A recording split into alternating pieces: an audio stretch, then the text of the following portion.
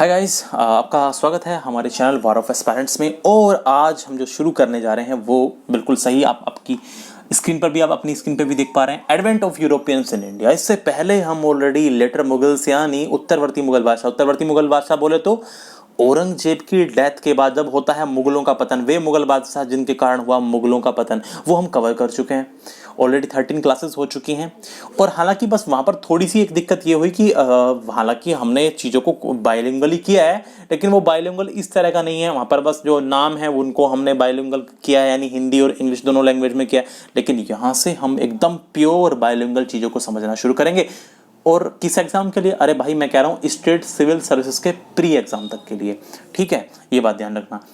और इसके अलावा तो कोई भी एग्जाम हो, चाहे आप DSSB का एग्जाम दें, चाहे आप SSC का एग्जाम दें, कोई भी ऐसा एग्जाम जिसमें GS जनरल स्टडी आती हो, जिसमें कोई भी ऐसा वनडे कॉम्पिटिटिव एग्जाम जिसमें हिस्ट्री के क्वेश्चंस आते हो, हर उस एग्जाम के लिए इसको पढ़ने के बाद आपको वापस पढ़ने की जरूरत नहीं है। ठीक है, और आपको एक नॉलेज मिलेगी। आपको कहने का मतलब, अब हिस्ट्री यहाँ पे मैं मैपिंग से कराने वाला हूँ। आपको जो चीज़ मैं बताऊंगा उसको मैं आपको मैप पर भी दिखाऊंगा। ठीक है, तो टेंशन वाली कोई बात ही नहीं है। अच्छा, इससे पहले जो हमने चीज़ें कर ली हैं कवर, वो हमने कवर किए हैं जितने भी उत्तरवर्ती मुगल बादशाह थे, जितने भी लेटर मुगल्स थे, उन सबको हम ऑलरेडी कवर कर चुके हैं। सारे के सारे हमने कवर कर लिए हैं, लेकर बहादुर शाह प्रथम यानी मुअज्जम से लेकर के बहादुर शाह द्वितीय यानी बहादुर शाह जफर तक हम सारे के सारे जो लेटर मुगल्स हैं उनको कवर कर चुके हैं। इससे पहले ऑलरेडी 13 क्लासेस हो चुकी हैं। हालांकि यहाँ से आज जो मैं शुरू करने जा रहा हूँ एक नई तरीके से, और पूरी चीज़ें कंप्लीट बाइलिंगुअल, जो कहते हैं ना, एक तो होता है बाइलिंगुअल, ये है कंप्लीट पूरी तरह से द्विभाषा यानी दो भाषाओं में आपको चीज़ें देखने को मिलेंगी। वो जो चीज़ मैं आपको पहले हिंदी में समझाऊंगा वही चीज़ मैं आपको अंग्रेजी भाषा में यानी इंग्लिश लैंग्वेज में भी आपको चीज़ें समझाई जाएंगी। तो देखिए, टॉपिक बिल्कुल हम समय वेस्ट नहीं करते हैं और सीधा आते हैं। देखिए, पढ़ के आ रहे हैं, पहले तो ये पता होना चाहिए हम पढ़ रहे हैं आधुनिक भारत का इतिहास, हिस्ट्री ऑफ मॉडर्न इंडिया। आप जानते हैं हिस्ट्री जो है के 3 पार्ट जो होते हैं हिस्ट्री के, एंशिएंट इंडिया यानी प्राचीन काल, और बीच वाला पीरियड यानी मिडिवल इंडिया मध्यकालीन भारत, और तीसरा पार्ट है modern India, history of modern India यानी आधुनिक भारत का इतिहास। और तीनों जो काल हैं, तीनों जो टाइम पीरियड हैं, इनमें जो सबसे इंपॉर्टेंट जो पार्ट है वो आप जानते हैं, तो बताने की जरूरत ही नहीं है, उसी पार्ट को हम कवर करेंगे। अब तो हमारा इसमें जो टॉपिक अब शुरू हो रहा है वो है advent of Europeans in India, Bharat में यूरोपियों का आगमन।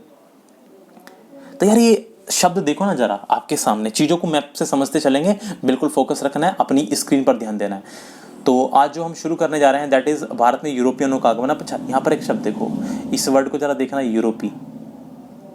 भारत में किसका आगमन है? यूरोपियनों का आगमन है। यूरोपियंस का अराइवल है इंडिया में। ठीक, ये यूरोपी कौन है भैया? हैं, हमें तो नहीं पता। तो नहीं पता तो चलते हैं जरा वर्ल्ड मैप की तरफ निगाह डाल लें। अरे, विश्व के मानचित्र को देख लें एक बार, आ जाओ।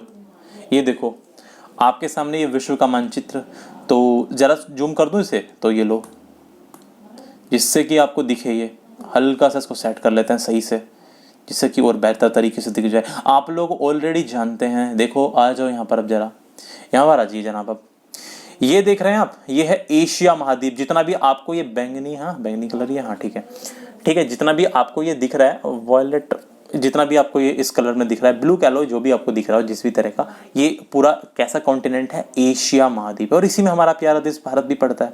इसी में हमारा कौन सा देश है? प्यारा भारत देश भी पड़ता है। और ये फिर आइलैंड कंट्री है, एशिया महाद्वीप की छोटी छोटी कंट्रीज हैं, ठीक, जिनमें इंडोनेशिया है और मलेशिया है, म्यांमार है, फिलीपींस वगैरह हैं, ये सारी कंट्रीज हैं यहाँ पे। और इसी के वेस्ट में, इसी के पश्चिम में, यानी एशिया महाद्वीप के ही पश्चिम में आपको महाद्वीप दिख रहा है यूरोप। तो इस यूरोप महाद्वीप यानी इस यूरोप कॉन्टिनेंट में जितने भी देश हैं, इस यूरोप कॉन्टिनेंट के रहने वाले जितने भी लोग हैं, और यूरोप कॉन्टिनेंट के जितने भी देशों के रहने वाले लोग हैं, उनको हमने कहा है यूरोपीय। भारत में यूरोपियनों का आगमन, arrivals of Europeans in India या advent of Europeans in India, यानी ये लोग, ये यूरोपीय लोग कैसे, कहां आए? यहां पर इंडिया में आए। बात आई समझ? इन लोगों का उत्कर्ष हुआ, इन लोगों का राइज हुआ इंडिया में। बात आई समझ में? देखिए, आप कॉन्टिनेंट ऑलरेडी जानते होंगे, ये एशिया कॉन्टिनेंट है, ठीक है, दुनिया का सबसे बड़ा, क्षेत्रफल के हिसाब से सबसे बड़ा कॉन्टिनेंट है। इसी के पश्चिम में यूरोप है, उसी के साउथ में अफ्रीका कॉन्टिनेंट है, अफ्रीका महाद्वीप है। अब यदि ये पड़ता है अटलांटिक ओशियन, और इसी के आप पश्चिम में देखेंगे तो ये नॉर्थ अमेरिका है, और ये साउथ अमेरिका महाद्वीप है। और नीचे आप देख सकते हैं ये कौन सा महाद्वीप है? अंटार्कटिका। और ये है ओशिनियाई, जिसको आप ऑस्ट्रेलिया भी कहते हैं। ये ओशिनियाई है जिसको आप ऑस्ट्रेलिया भी कहते हैं। बात ही समझ। हालांकि इससे पहले मैं ज्योग्राफी की इंट्रोडक्शन क्लासेस 5 क्लासेस करा चुका हूँ, हालांकि उसको आगे हम कंटिन्यू नहीं कर पाए क्योंकि थोड़ा सा शेड्यूल हमारा नहीं बैठ रहा था, वो भी कंटिन्यू होंगी। लेकिन फिलहाल आपके सामने जो समझने वाली चीज़ें हैं, अभी मैंने यहाँ पर कुछ दिशाएं बोली कि ये इसके पूर्व में, ये इसके पश्चिम में। पहले जरा दिशाओं का ज्ञान समझ लीजिए, दिशाओं का सीन क्या होता है, एक बार जरा उनकी तरफ देख लीजिए। देखिए, जब हम स्कूल में थे तो ऐसा होता था कि जब टीचर कहते थे कि पूर्व, तो हम ना पूर्व दिशा को विजुअलाइज करने लगते थे। लेकिन ऐसा नहीं होता है। जब भी आप किसी भी कंप्यूटर पर हैं, बोर्ड पर हैं, चाहे आप किसी भी कॉपी पे लिख रहे हैं, तो आपके सामने एक स्टैंडर्ड पैटर्न होता है दिशाओं का। वो स्टैंडर्ड पैटर्न क्या होता है? वो स्टैंडर्ड पैटर्न ये होता है, देखिए जनाब, डायरेक्शंस का आपने यदि रीजनिंग में भी चैप्टर पढ़ा होगा डायरेक्शन, तो उनका स्टैंडर्ड पैटर्न ये होता है। ये स्टैंडर्ड पैटर्न होता है डायरेक्शंस का। 4 मुख्य दिशाएं होती हैं, यानी 4 मेन डायरेक्शन होती हैं। ऊपर होती है नॉर्थ, इसको आप कहते हैं उत्तर दिशा, ठीक है। यदि ऊपर की तरफ की बात की जाए, कभी भी ऊपर की तरफ, ये होती है नॉर्थ यानी उत्तर दिशा। यदि आपके राइट हैंड साइड यानी दाएं हाथ की तरफ की बात की जाए तो इधर होती है ईस्ट, इसको हम कहते हैं पूर्व दिशा। और यदि आपसे बात की जाए नीचे की तरफ तो यहां पर होती है साउथ यानी दक्षिण दिशा। और इधर आपके लेफ्ट हैंड की तरफ बात की जाए तो यहां पर होती है वेस्ट यानी पश्चिम दिशा। कहने का मतलब, जब भी आपके सामने कोई भी कॉपी, बुक, मानचित्र कुछ भी है तो आपको इस हिसाब से डायरेक्शन देखनी पड़ती है। ये नहीं है कि बुक को लेके बैठे हो, बुक में कहा पूर्व की तरफ तो पूर्व की दिशा की तरफ बुक को मोड़ लिया, ऐसा नहीं होता है। स्टैंडर्ड पैटर्न जो है डायरेक्शंस का वो ये होता है। और फिर ये 4 तो होती है मुख्य दिशाएं, 4 तो होती है मेन डायरेक्शंस यानी मुख्य दिशाएं, मेन डायरेक्शन।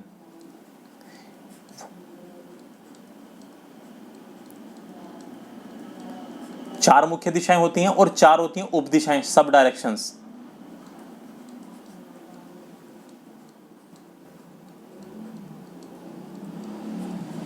ये होती है मेन डायरेक्शंस, इनको कहते हैं मेन डायरेक्शंस। 4 जो आपके सामने चारों हैं, नॉर्थ, ईस्ट, साउथ और वेस्ट।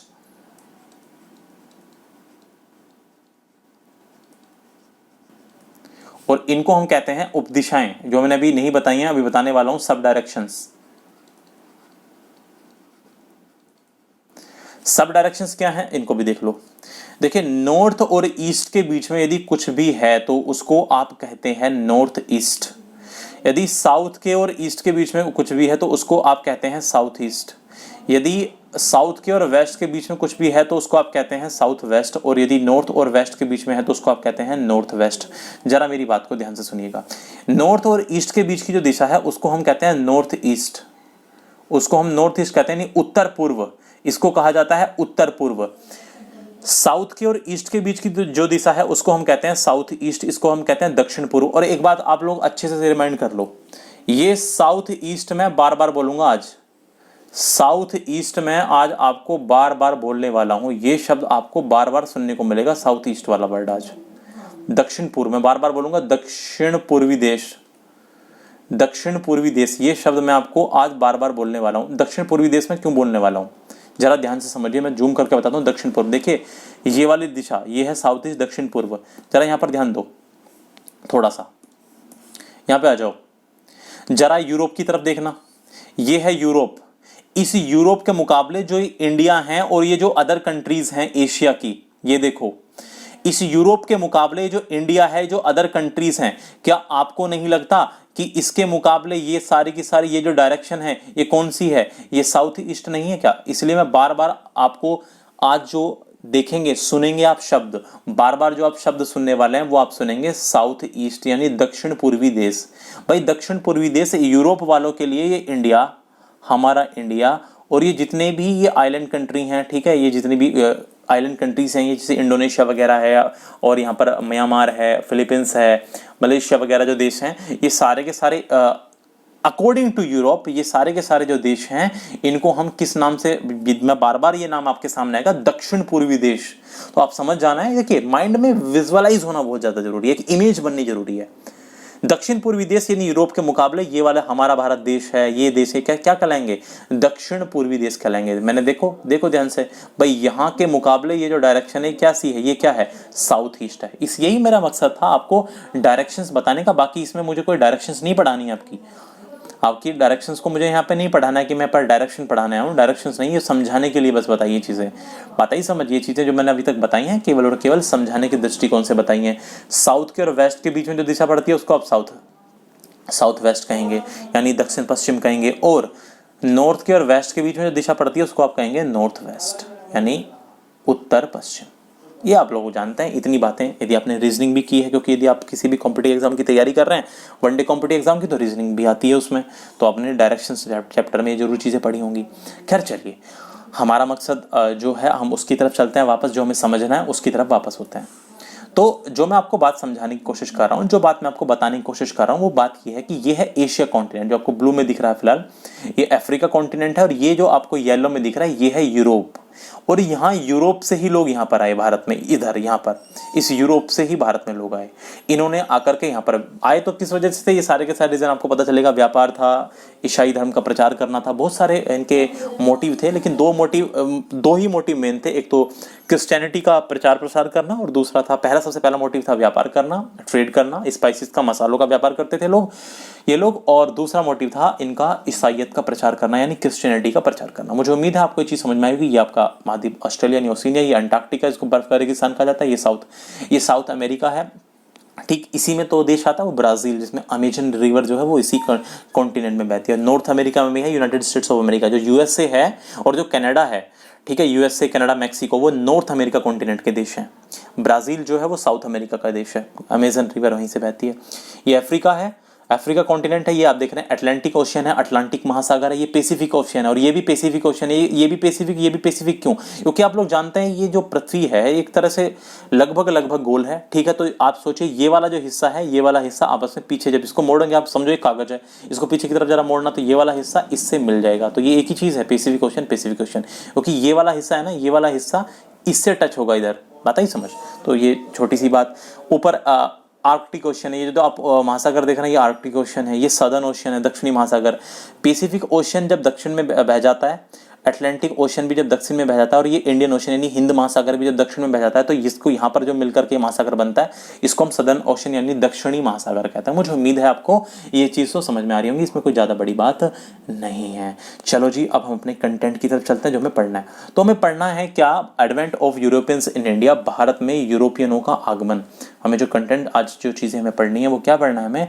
हमें पढ़ना है भारत में यूरोपियनों का आगमन। तो चलो फिर, टेंशन किस बात की, हम करते हैं अपनी कहानी को शुरू। The advent of Europeans in India.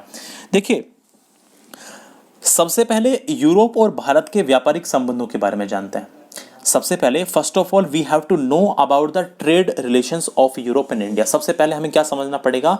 Europe के और भारत के व्यापारिक संबंधों के बारे में समझना पड़ेगा, ठीक है। तो मैं आपको एक बार फिर से थोड़ा सा लेकर के चलता हूँ मैप की तरफ। चलो ले चलूँ मैप की तरफ, जिससे कि थोड़ा आपको अच्छे से विजुअलाइज हो जाए।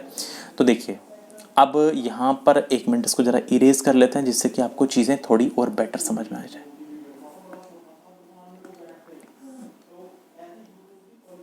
तो जी, अब हम जरा बात को हल्का सा, जिससे कि आपके सामने आ जाए चीज़, तो अब हम इस चीज़ को समझने की कोशिश करते हैं जी।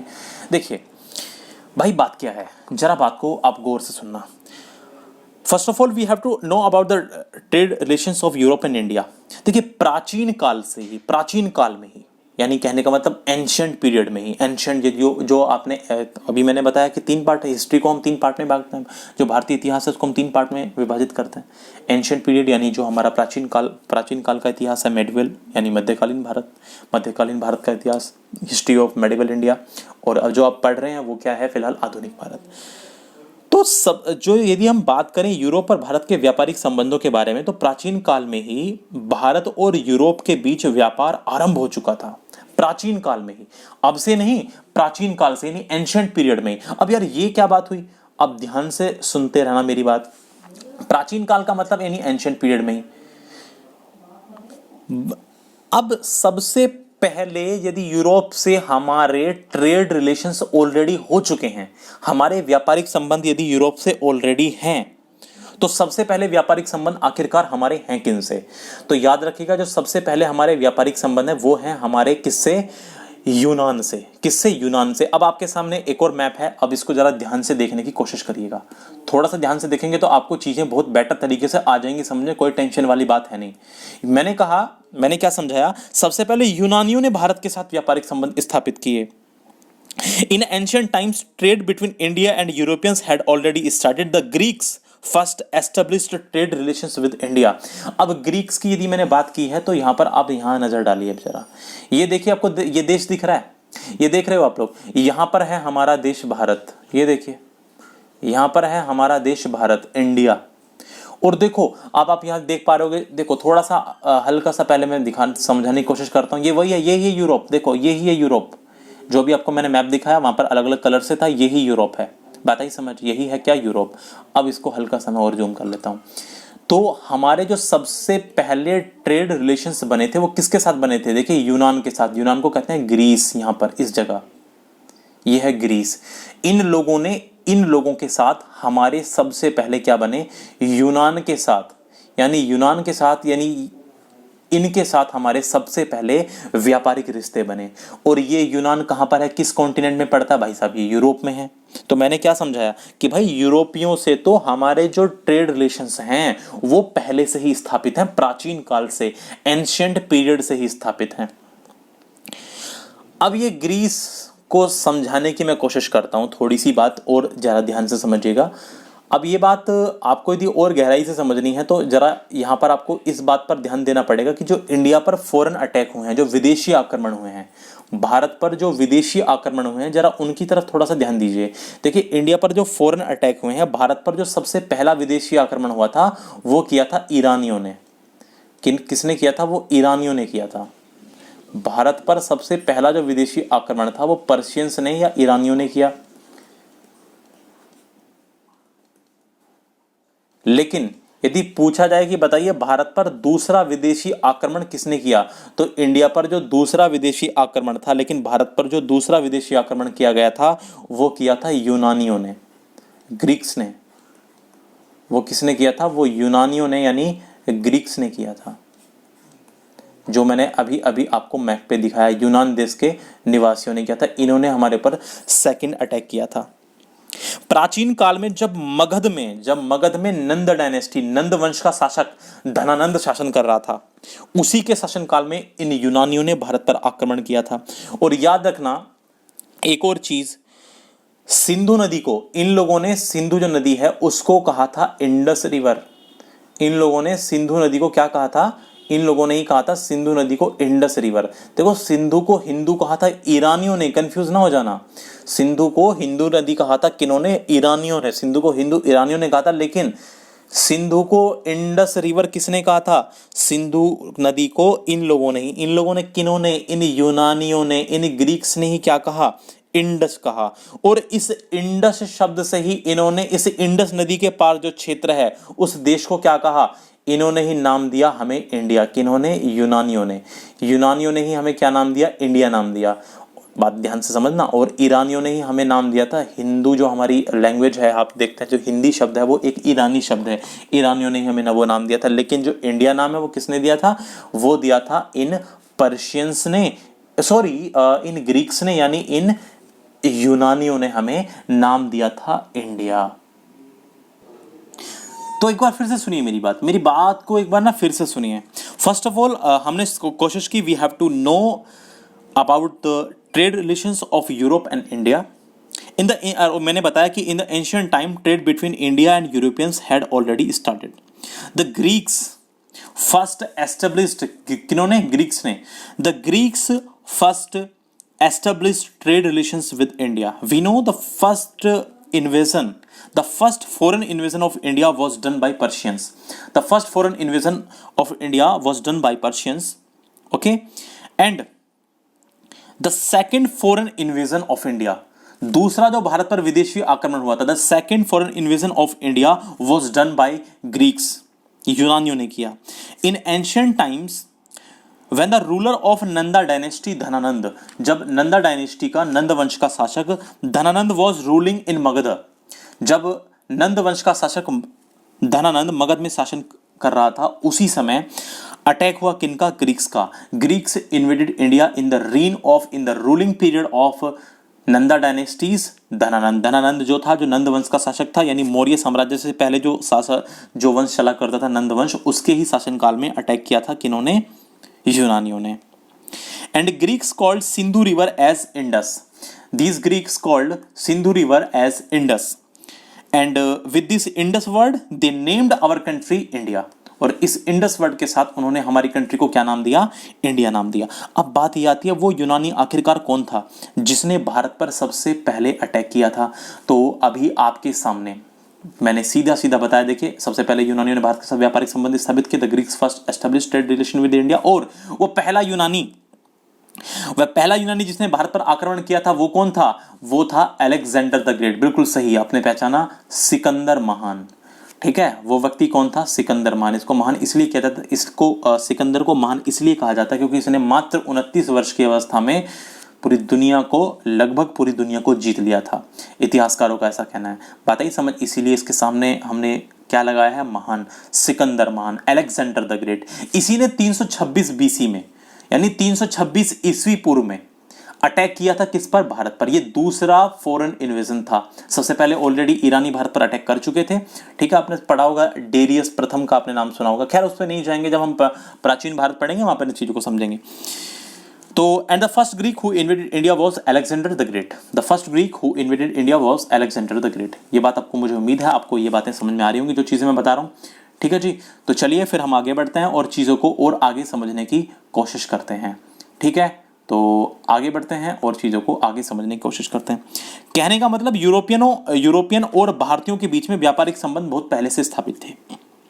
यूरोप और भारत के बीच में व्यापारिक संबंध कोई नई बात नहीं थी, बल्कि एक बहुत ही पुरानी बात थी। प्राचीन काल से ही भारत और यूरोप के बीच में व्यापारिक संबंध ऑलरेडी पहले से ही वेल सेटेड थे, पहले से ही स्थापित थे। दिस इज टू से the trade relations between Europeans and Indians were established long ago. The trade relationships between Europe and India was not new, but it has already established in ancient period. Since ancient times, trade relations between India and Europe were already established। ये बातें अभी तक हमने ये समझी है। मैंने आपको केवल और केवल बार बार ये बात बोल के समझाई कि भाई हमारे और यूरोपियों के बीच में जो संबंध थे, व्यापारिक संबंध, वो कोई भी नई बात नहीं थे, वो ऑलरेडी पहले से ही स्थापित थे। अब हम बात करते हैं भारत में प्रवेश करने का मार्ग। अब जो हमारा नया नेक्स्ट चीज है, वहां पर हम जानने की कोशिश करते हैं कि इंडिया में एंटर करने का मार्ग। तो हमारा जो नेक्स्ट टॉपिक है वो है भारत में प्रवेश करने का मार्ग। भारत में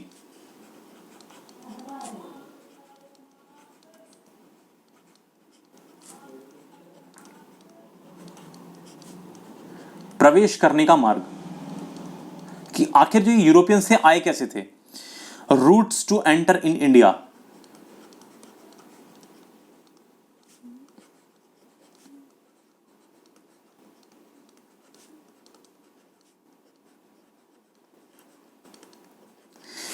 किस किस तरह से ये लोग भारत में आए।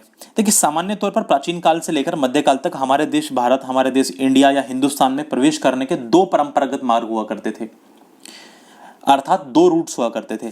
पहला था परंपरागत थल मार्ग। ठीक है, ट्रेडिशनल रोड रूट, या आप कह सकते हैं ट्रेडिशनल लैंड रूट। इसको आप कह सकते हैं ट्रेडिशनल लैंड रूट, यानी परंपरागत थल मार्ग कह सकते हैं। और दूसरा हुआ करता था, दूसरा था समुद्री मार्ग, यानी sea root.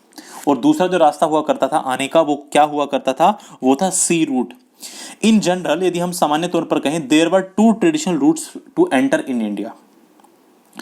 There were two traditional routes to enter our country India, कह लीजिए Hindustan, from ancient times to medieval times. ये कब से लेकर कब तक? प्राचीन काल से लेकर के मध्यकालीन तक। कहने का मतलब, प्राचीन काल के भारतीय इतिहास से, यानी एंशिएंट पीरियड से लेकर के मेडिवल पीरियड तक जो रास्ते हुआ करते थे, यानी यूरोपियंस के लोगों के लिए भारत में आने के जो रास्ते हुआ करते थे, वो दो तरह के हुआ करते थे। एक तो परंपरागत जल मार्ग, परंपरागत थल मार्ग, यानी रोड रूट कह लीजिए, लैंड रूट कह लीजिए, या दूसरा होता समुद्री मार्ग, सी रूट। बात ही समझ। ठीक है, there used to be two routes. The first was traditional land route and the second one was sea root.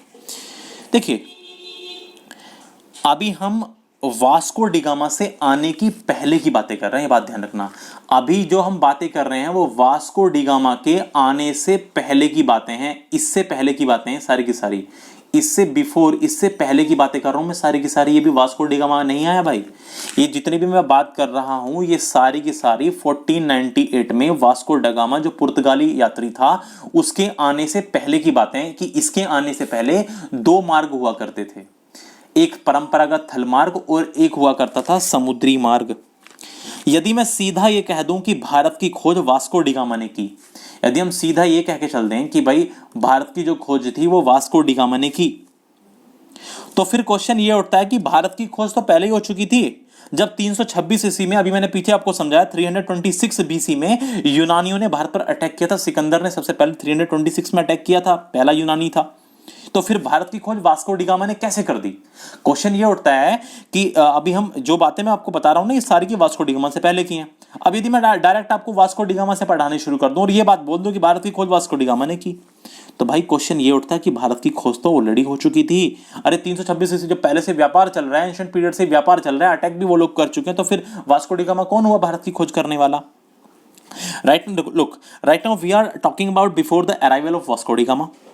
If I say directly that India was discovered by Vasco da Gama, then the question arises: India was already discovered in 326 BC when the Greeks invaded India. Then how did Vasco da Gama discover India? ये question उठता है कि नहीं उठता? लेकिन हम सबको पता होना चाहिए कि वास्को डी गामा ने भारत की खोज नहीं की। अरे वास्को डी गामा ने भारत की खोज नहीं की, बल्कि वास्को डी गामा ने तो भारत के यूरोप से लेकर के भारत तक आने के लिए एक नए समुद्री मार्ग की खोज की। हमें यह पता होना चाहिए, वास्को डी गामा ने भारत की खोज नहीं बल्कि यूरोप से लेकर भारत तक आने के लिए एक नए समुद्री मार्ग की खोज की, जिसके बारे में अभी हम थोड़ी देर में बात करेंगे। We all should know that the Vasco da Gama did not search for India, but discovered a new sea route from Europe to India, which we will talk about in a while, in a few minutes हम इसकी बात करने वाले हैं, and we are going to discuss on this। इसी के बारे में आगे बातें होंगी, लेकिन पहले हम थोड़ी सी ना अपनी भूमिका बना रहे हैं जिससे कि चीज़ें आपको समझ में आए। तो मैंने बताया कि जिस मार्ग से ये आएगा, इसके मार्ग से आने से पहले, जिस रास्ते से ये आएगा, जिस रूट से ये आएगा, इसके आने से भी पहले, इससे पहले दो मार्ग हुआ करते थे। ठीक है, भारत, यूरोप से भारत तक आने के दो मार्ग हुआ करते थे। There used to be two routes to get from Europe to India. सबसे पहला था परंपरागत थल मार्ग। सबसे पहला क्या था? परंपरागत थल मार्ग, यानी ट्रेडिशनल लैंड रूट। देखिए, मैं आपको आराम से इसलिए समझा रहा हूँ क्योंकि पहली क्लास है, यहाँ पर आपको टाइम लगाना पड़ेगा। ये मैं सोच रहा कि बहुत सारी चीज़ मैं रिपीट क्यों कर रहा हूँ, जिससे कि समझ आ जाए। एक बार यदि भूमिका बंद गई तो फिर उसके बाद हम स्पीड पकड़ जाएंगे। ठीक है, आज मैप्स भी दिखाना है, मैप से भी समझना है चीज़ों को, तो थोड़ा सा हल्का सा मैं स्लो इसलिए लेके चल रहा हूँ, हल्का सा ज़्यादा एक्सप्लेन इसलिए कर रहा हूँ क्योंकि चीज़ें समझ में आ जाए। ठीक है, कॉन्सेप्ट देखिए, हम होता क्या है, जब हम पढ़ते हैं ना, मॉडर्न इंडिया पढ़ते हैं, हिस्ट्री ऑफ मॉडर्न इंडिया, तो बस हम याद कर लेते हैं किसी ने कौन सी फैक्ट्री कहाँ स्थापित की, बस ये सब कॉन्सेप्ट। मुझे नहीं लगता कि ज़्यादातर स्टूडेंट के कॉन्सेप्ट क्लियर नहीं है। ये जो हमारा पार्ट है मॉडर्न इंडिया वाला, बस इसमें यार रट लिया। ठीक है, इसमें हमने गवर्नर जनरल रट लिए, 1857 क्रांति रट ली, स्वतंत्रता संग्राम से संबंधित लोगों को रट लिया, कौन सी फैक्ट्री किसने बनाई, ये सब रट लिया और हो गया काम। भाई ये नहीं है। आज जो अब एग्जाम का जो लेवल हो चुका है वो बदल चुका है, चाहे वनडे कॉम्पिटिटिव एग्जाम ही क्यों ना हो। अब कॉन्सेप्ट भी समझने जरूरी है। तो मैंने बताया वास्को डी गामा के आने से पहले दो तरह के मार्ग हुआ करते थे। सबसे पहले बात करते हैं परंपरागत थल मार्ग की। देखिए, ये परंपरागत थल मार्ग जो था बाल्कन प्रदेशों से होकर के गुजरता था। किन प्रदेशों से होकर गुजरता था? ये बाल्कन प्रदेशों से होकर के गुजरता था। बाल्कन प्रदेश कौन कौन से हैं जो आपके सामने नाम लिखे हुए हैं? ये बाल्कन प्रदेशों से होकर के गुजरता था। बाल्कन प्रदेश यानी कहने का मतलब मध्य एशियाई देश, जितने भी मध्य एशियाई देश हैं उनको ही कहा जाता है बाल्कन प्रदेश, मध्य एशियाई देश।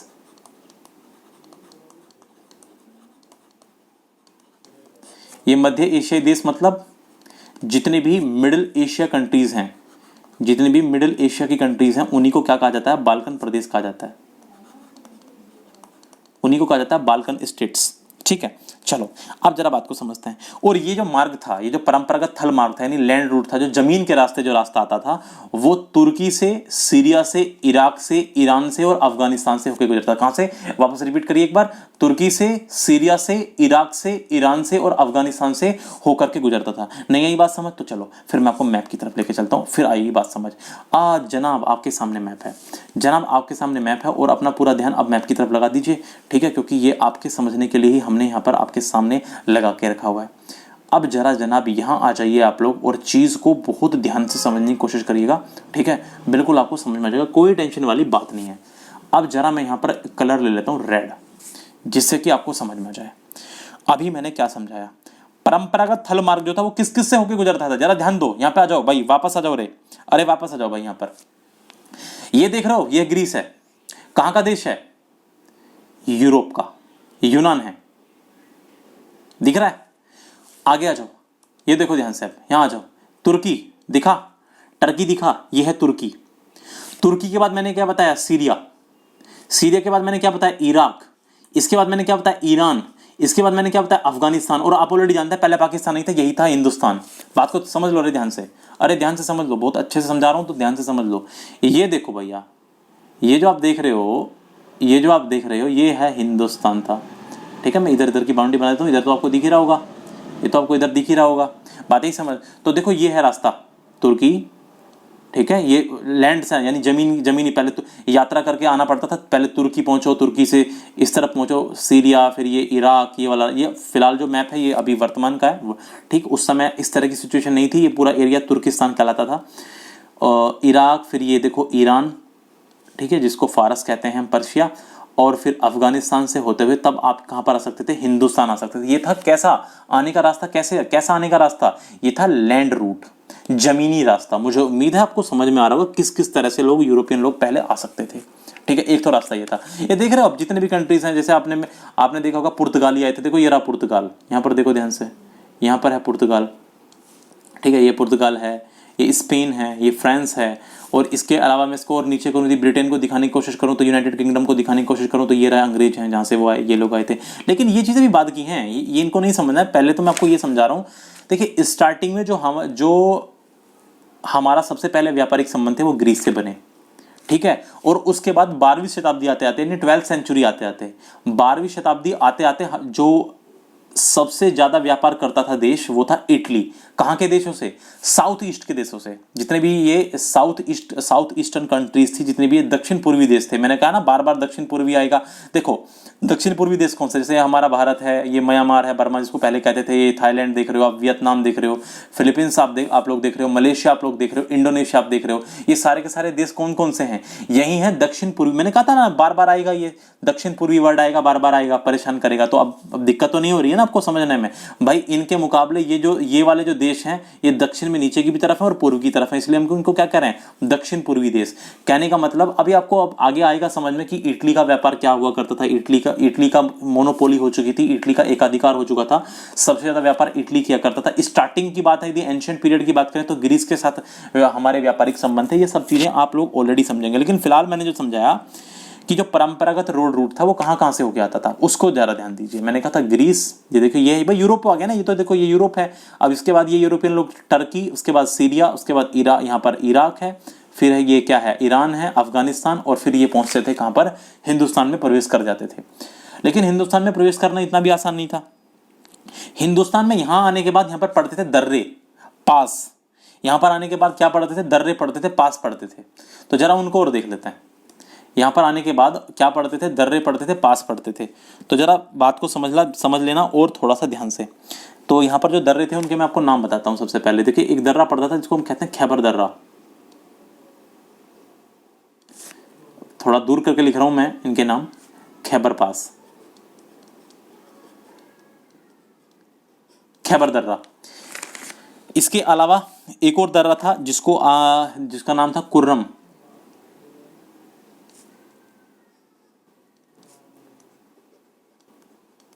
कुर्रम दर्रा। इसके अलावा कुर्रम के अलावा गोमल दर्रा,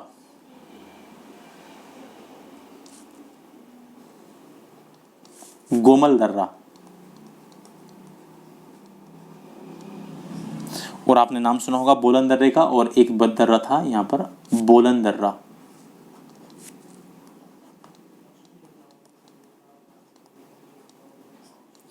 तो मैंने क्या समझाया, मैंने आपको यह बात समझाई भाई कि इसके आगे देखिए, बात को सुनिए ध्यान से। यह परंपरागत जो थल मार्ग था, ये जो परंपरागत थल मार्ग था यह मध्य एशियाई देशों से होकर गुजरता था। मध्य एशिया यानी मिडिल एशिया के देश, यही है वो मिडिल एशिया के देश, यही वो देश हैं जो मिडिल एशिया के देश हैं, यही वाले देश, ठीक है, ये इसी को कहा जाता है मिडिल एशिया के देश, बताइए समझ, मध्य एशियाई देश। और यह मार्ग तुर्की, सीरिया, इराक, ईरान और अफगानिस्तान से होकर आता था। और इसके आगे हिंदुस्तान आने का यह रास्ता खैबर दर्रा, कुर्रम दर्रा, गोमल दर्रा या बोलन दर्रे से होकर के गुजरता था। हम बात कर रहे हैं ट्रेडिशनल लैंड रूट की। हम किसकी बात कर रहे हैं? ट्रेडिशनल लैंड रूट की। This traditional land route used to pass through the Balkan region, the Central Asian countries. The Central Asian countries are called Balkan states. This route was through Turkey, Syria, Iraq, Iran and Afghanistan. And ahead of this, और इससे आगे, the way of coming to India used to pass through Khyber Pass, Kurram Pass, Gomal Pass and Bolan Pass. बात आई समझ? तो ये मैंने आपको चीज समझाई। इसके बाद इन दर्रों से होकर के भी गुजरना पड़ता था। देखिए आपके सामने ऑलरेडी लिखे हुए, यदि आपने नहीं लिखे हैं तो देखिए खैबर पास, कुर्रम पास, गोमल, बोलन पास, ये 4-5 दर्रे थे, ठीक है। इनसे होकर के ही आगे हिंदुस्तान में प्रवेश किया जा सकता था। अब बात आती है दर्रा क्या होता है। यदि आपको यही नहीं पता है कि दर्रा क्या है तो फिर पढ़ने का मतलब ही सारा खराब हो गया। दर्रा क्या चीज़ होती है? तो यदि आपने ज्योग्राफी पढ़ी है तो आपको पता होगा कि दर्रा क्या होता है, पास क्या होता है। नहीं पढ़ी है तो मैं जरा बता देता हूँ, आपको डेफिनेशन मैं समझा देता हूँ। देखिए, दो पर्वतों के बीच में, दो पहाड़ों के बीच में, दो पर्वतों के बीच, दो पहाड़ों के बीच में एक प्राकृतिक मार्ग होता है, एक नेचुरल वे होता है। सुनना ध्यान से तो समझ में आएगा, जब सुनोगे तो तभी तो आएगा समझ में। दो पर्वतों के बीच एक प्राकृतिक मार्ग, एक प्राकृतिक रास्ता होता है जिससे होकर के पर्वतों को पार किया जा सके, उसी को कहते हैं दर्रा। नहीं आई समझ में बात? अरे दो माउंटेन्स के बीच में एक नेचुरल रास्ता बना होता है, एक नेचुरल रास्ता बना होता है जिससे कि उससे होकर के उनको पार किया जा सके, उसी को हम क्या कहते हैं? उसी को दर्रा कहते हैं। A pass is a natural path, a pass is a natural way, a pass is a natural route for crossing a mountain. For crossing, कहाँ पर माउंटेन को क्रॉस करते हैं? जहाँ पर a pass is a natural path for crossing a mountain in a group of hills और in a group of mountain range. जब वही माउंटेन, जहाँ पर पर्वत श्रृंखलाएं होती हैं, बहुत सारे पहाड़ होते हैं, पर्वत होते हैं, तो वहाँ पर नेचुरली जो एक रास्ता बना होता है जिसमें से होकर के आप उन पर्वतों को पार कर जाएं, उस रास्ते को कहते हैं दर्रा। बात आई समझ? ठीक है, उम्मीद है आपको जो चीज़ें मैं समझा रहा हूँ वो पल्ले पड़ रही होंगी। इससे आगे चलते हैं और चीज़ों को समझने की कोशिश करते हैं। तो जिस मार्ग की अभी हम चर्चा कर रहे हैं ना, जिस मार्ग की हम चर्चा कर रहे हैं, ये परंपरागत थल मार्ग, भाई ये मैं वापस याद दिला रहा हूँ, ये वास्को डिगामा के हिंदुस्तान आने से पहले का है। उस समय यूरोप से भारत आने के दो मार्ग हुआ करते थे, एक परंपरागत थल मार्ग और दूसरा क्या था? समुद्री मार्ग यानी sea route. The route we are discussing now is prior to the Vasco da Gama arrivals in India. जिसकी हम बात कर रहे हैं, it is before the arrival of Vasco da Gama in India. At that time there were two routes to come to India from Europe, a traditional land route and second one was sea route. ये बात मैंने कई बार repeat कर चुका हूं और अब आपको आगे इस बारे में मैं रिपीटिशन नहीं दूंगा। ठीक है, चलो फिर आगे समझने की कोशिश कर लें। तो देखो जी, आगे आ जाओ भैया। अभी हमने बात की दूसरे रूट की, अभी दूसरा रूट नहीं समझा, तो अब हम बात करते हैं किसकी? दूसरे रूट की। दूसरा रूट था सी रूट, समुद्री मार्ग। दूसरा रूट कौन सा था? सी रूट था, समुद्री मार्ग था। ये समुद्री मार्ग कैसा था? जरा इसको देखिए। ये समुद्री मार्ग कहाँ से होके आता था? ये होके आता था सबसे पहले काला सागर यानी ब्लैक सी से, भूमध्य सागर यानी मेडिटेरेनियन सी से, लाल सागर यानी रेड सी से और अदन की खाड़ी यानी गल्फ ऑफ एडन से, गल्फ ऑफ एडन से, और फिर हम पहुंच जाते थे कहाँ पर? अरब सी में, अरब सागर में। बात को सुनिएगा ध्यान से। यूरोप से भारत तक आने का समुद्री मार्ग काला सागर, भूमध्य सागर, लाल सागर, अदन की खाड़ी से होते हुए अरब सागर से होकर हिंदुस्तान आ जाता था। कौन सा मार्ग? समुद्री मार्ग। The sea route coming from Europe to India through Black Sea, Mediterranean Sea, इसको हम भूमध्य सागर कहते हैं, रेड सी यानी लाल सागर, गल्फ ऑफ एडन, एडन की खाड़ी, और एंड थ्रू अरब सी, और इसके बाद कहां से? अरब सी से होते होते। लेकिन अब ये तो इतनी सारी चीजें मैंने समझा दी, लेकिन बात तो फिर वही आती है घूम फिर के कि भाई आपको तो इनका पता होना चाहिए ना। सबसे पहले चीज तो यही कि आपको पता होना चाहिए इनका। तो जब इनका पता होना चाहिए तो हम जरा आपको फिर से मैप पर लेकर के चलते हैं और इनको दिखाने की कोशिश करते हैं कि ये वाला मार्ग कौन सा था। ठीक है, तो आ जाइए बैक ले लेते हैं, इसको कर लेते हैं इरेज और अब फिर से समझते हैं, अब फिर से कहानी को समझते हैं हम। तो जनाब ये देखिए, आप ध्यान से, थोड़ा सा ध्यान से समझेंगे तो आपको चीज़ें बड़ी आसानी से समझ आ जाएंगी। देखिए सबसे पहले मैंने कहा ब्लैक सी। तो देखिए ये इधर वाली जो कंट्रीज हैं, यदि इन कंट्रीज को, ये जो इधर है रोमानिया, ये सब कहाँ की कंट्रीज हैं, ये सारी की सारी कंट्रीज कहाँ की हैं, ये जर्मनी वगैरह सब कहाँ की कंट्रीज हैं, ये सब यूरोप की हैं। तो देखो जरा ध्यान से, मैं जरा कलर लेता हूँ रेड, जिससे कि आपको चीज़ें आए समझ। ये देखो भैया, ये आपके सामने है ब्लैक सी, दिख रहा है जो ये जितना भी ये आपको ब्लू ब्लू सा दिख रहा है, ये है ब्लैक सी, ये वाला जो हिस्सा है ये है आपके सामने ब्लैक सी, ठीक है। इसके बाद ये हल्का सा इधर यहाँ का होकर के जुड़ जाता है, किसमें की कहता है, मेडिटेरेनियन सी में। ये जो आप देख रहे हैं ये वाला, ये देखो ध्यान से, ये जो आप देख रहे हैं ये वाला जो सी है, ये वाला जो आप देख रहे हैं, ये मेडिटेरेनियन सी है, भूमध्य सागर है। बात आई समझिए कौन सा है, यही है मेडिटेरेनियन सी, जिसको आप कहते हैं भूमध्य सागर। ये है भूमध्य सागर। अब देखना ये रूट देखो, ये रूट कैसे कैसे होता था, किस किस तरह से था। तो ये भूमध्य सागर हुआ, और ये जो आप देख रहे हैं यहाँ पर थोड़ा सा जमीनी हिस्सा जो इजिप्ट का है, मिस्र का है, उस समय स्वेज नहर नहीं हुआ करती थी। और ये जो आप देख रहे हो, ये देखो, ये जो आप देख रहे हो, ये है रेड सी, लाल सागर। ये क्या है, रेड सी, लाल सागर। ये देख रहे हो गल्फ ऑफ एडन लिखा भी हुआ है यहाँ पर, गल्फ ऑफ एडन, यही है वो अदन की खाड़ी, गल्फ ऑफ एडन यही है।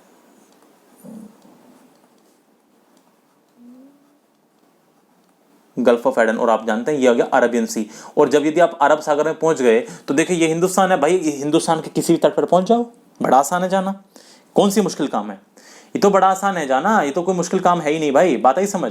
तो देखिए ये दूसरा रास्ता देखो, एक तो वो था जमीनी मार्ग यानी लैंड से, ये आप तुर्की से सीरिया, इराक, ईरान और ऐसे होते हुए तो जमीनी रास्ता था, ये था सी रूट। लेकिन ये भी कंप्लीट सी रूट नहीं था, इसके अलावा एक सी रूट और भी है, उसका भी यूज किया जाता था, उसका भी मैं आपको समझाऊंगा, ठीक है। लेकिन वो कंप्लीट सी रूट नहीं है, उसमें कुछ लैंड है, ज्यादातर भाग लैंड का है और आधा हिस्सा समुद्री मार्ग है। देखिए अब यदि इटली वगैरह को व्यापार, देखिए इटली के बारे में आपको थोड़ी देर में समझाने वाला हूँ, ये इटली है, ये ग्रीस है, ये यूनान है, यदि इनको आना है समुद्री मार्ग से, तो ये समुद्री मार्ग से कैसे आ सकते हैं, भूमध्य सागर है, रेड सी है, अभी रुक जाओ इसके बारे में बताता हूँ आके, रेड सी है, गल्फ ऑफ एडन है और अरब सागर। आप ध्यान से समझने की कोशिश करना मेरी बात को, जो बात मैं बताने वाला हूं, देखिए ध्यान से। 12वीं शताब्दी की बात है, 12th सेंचुरी की बात है, कब की, 12th सेंचुरी की। ये जो बात मैं आपको बता रहा हूं ये है 12th सेंचुरी की, 12वीं शताब्दी की। देखिए 12th सेंचुरी में, 12वीं शताब्दी में, 12वीं शताब्दी के आसपास यूरोप में इटली ने, ये जो देश है आप देख रहे हैं इटली ने पूर्वी देशों के साथ, फिर मैंने कहा बार बार आएंगे पूर्वी देशों से मतलब है ये इंडिया है, म्यांमार, थाईलैंड, वियतनाम, मलेशिया, ये जितने भी देश आपको दिख रहे हैं, इंडोनेशिया, इनसे मेरा मतलब है जब भी मैं इनकी बात कर रहा हूं, ठीक है। तो जो बात समझा रहा हूं मैं उसको फिर से समझना, मैं वापस से इसको रिपीट करने की कोशिश कर रहा हूं, ध्यान से आप लोग चीजों को थोड़ा सा जितना ध्यान से समझेंगे उतनी चीजें आपको बेटर तरीके से समझ में आएंगी, बताइए समझ। देखिए 12वीं शताब्दी के आसपास, 12th सेंचुरी के आसपास की बात है, 12वीं शताब्दी का मतलब है कि वर्ष 1100 से 1200 के बीच की जो बात है।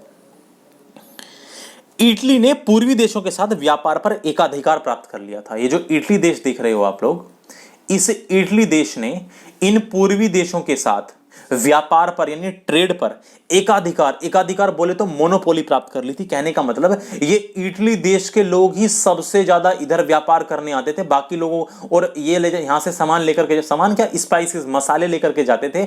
और ये जितने भी देश हैं ये सब लोग इटली के ऊपर निर्भर रहा करते थे। ये जितने भी आसपास के आप देश देख रहे हो ये सारे के सारे लोग इटली के ऊपर निर्भर रहा करते थे, कि वो ऐसा समय था जब इटली ने इन पूर्वी देशों के साथ जो व्यापार था उस पर पूरा एकाधिकार प्राप्त कर लिया था। ये इटली व्यापार क्या करता था, ये लोग एक मार्ग से पूर्वी देशों की वस्तुओं को, अब देखो एक और मार्ग मैं आपको बताने जा रहा हूं, ये लोग ना दो तरह के मार्गों को अपनाया करते थे। एक और मार्ग भी है, हालांकि ज्यादा प्रचलित नहीं है, उस मार्ग को मैं समझाने की कोशिश करता हूं। एक और मार्ग भी है, उसको भी देख लो पहले।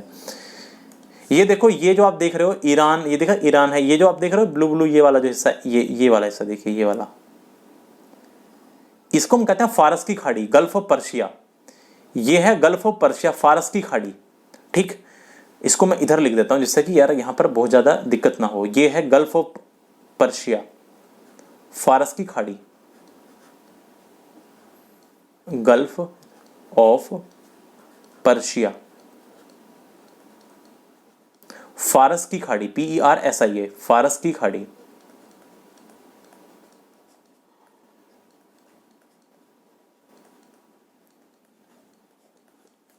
तो ये लोग क्या करते थे, इस गल्फ ऑफ पर्शिया से हुए अरब सागर में पहुंच गए और फिर ये इराक और तुर्की होते हुए, देखो इराक और तुर्की होते हुए फिर ग्रीस तक आ जाते थे और ग्रीस में इन्होंने अपने बहुत सारे अड्डे बनाए हुए थे यूनान में, और फिर हर हर जगह इनका सामान, यानी कहने का मतलब हर जगह इनका जो सामान था वो वस्तुएं भेजते थे ये लोग।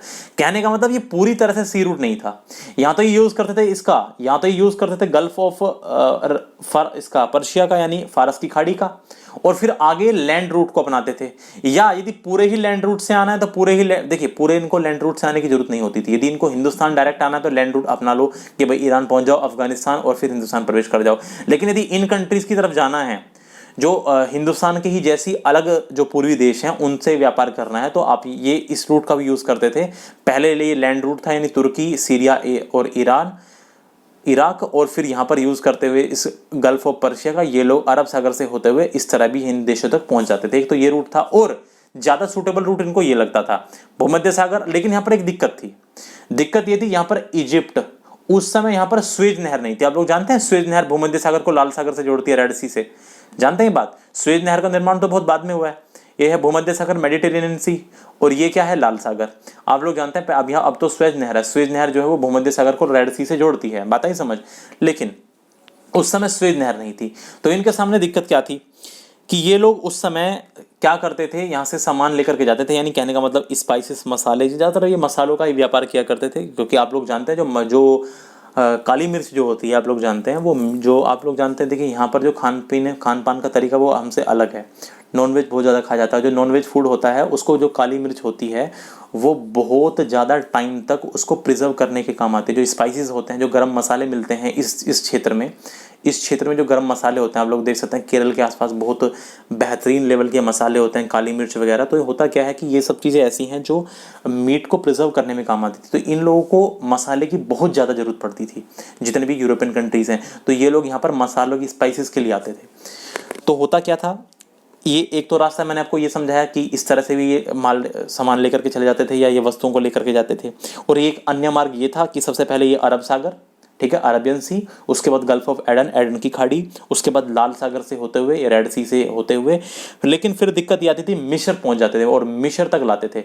फिर उसके बाद मिस्र के बाद इन्होंने क्या किया होता था, मिस्र से सीधे के सीधे इन्होंने क्या कर रखा था, इन्होंने सीधा का सीधे जोड़ रखे थे अपने यहाँ पर, पहले से ही इन्होंने तैयारी करके रखी हुई थी। यहाँ पर इन्होंने अपने व्यापारिक अड्डे बना रखे थे इस जगह पर, जिससे कि यहाँ आने के बाद ये सामान को आसानी से मेडिटेरेनियन सी से ले जा करके कहाँ तक ले जाएं, इटली तक ले जाएं। बात आई समझ।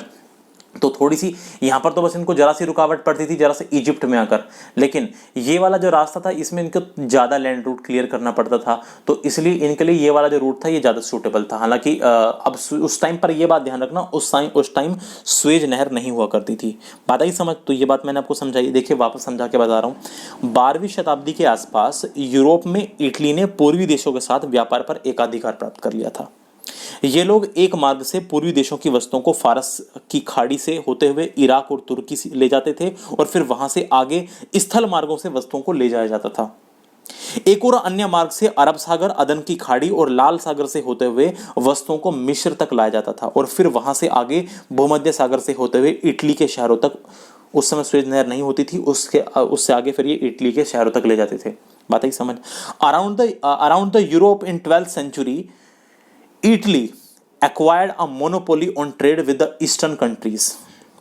These people used to take goods from the eastern countries via Gulf of Persia to Iraq and Iran, then from there to other places via land route.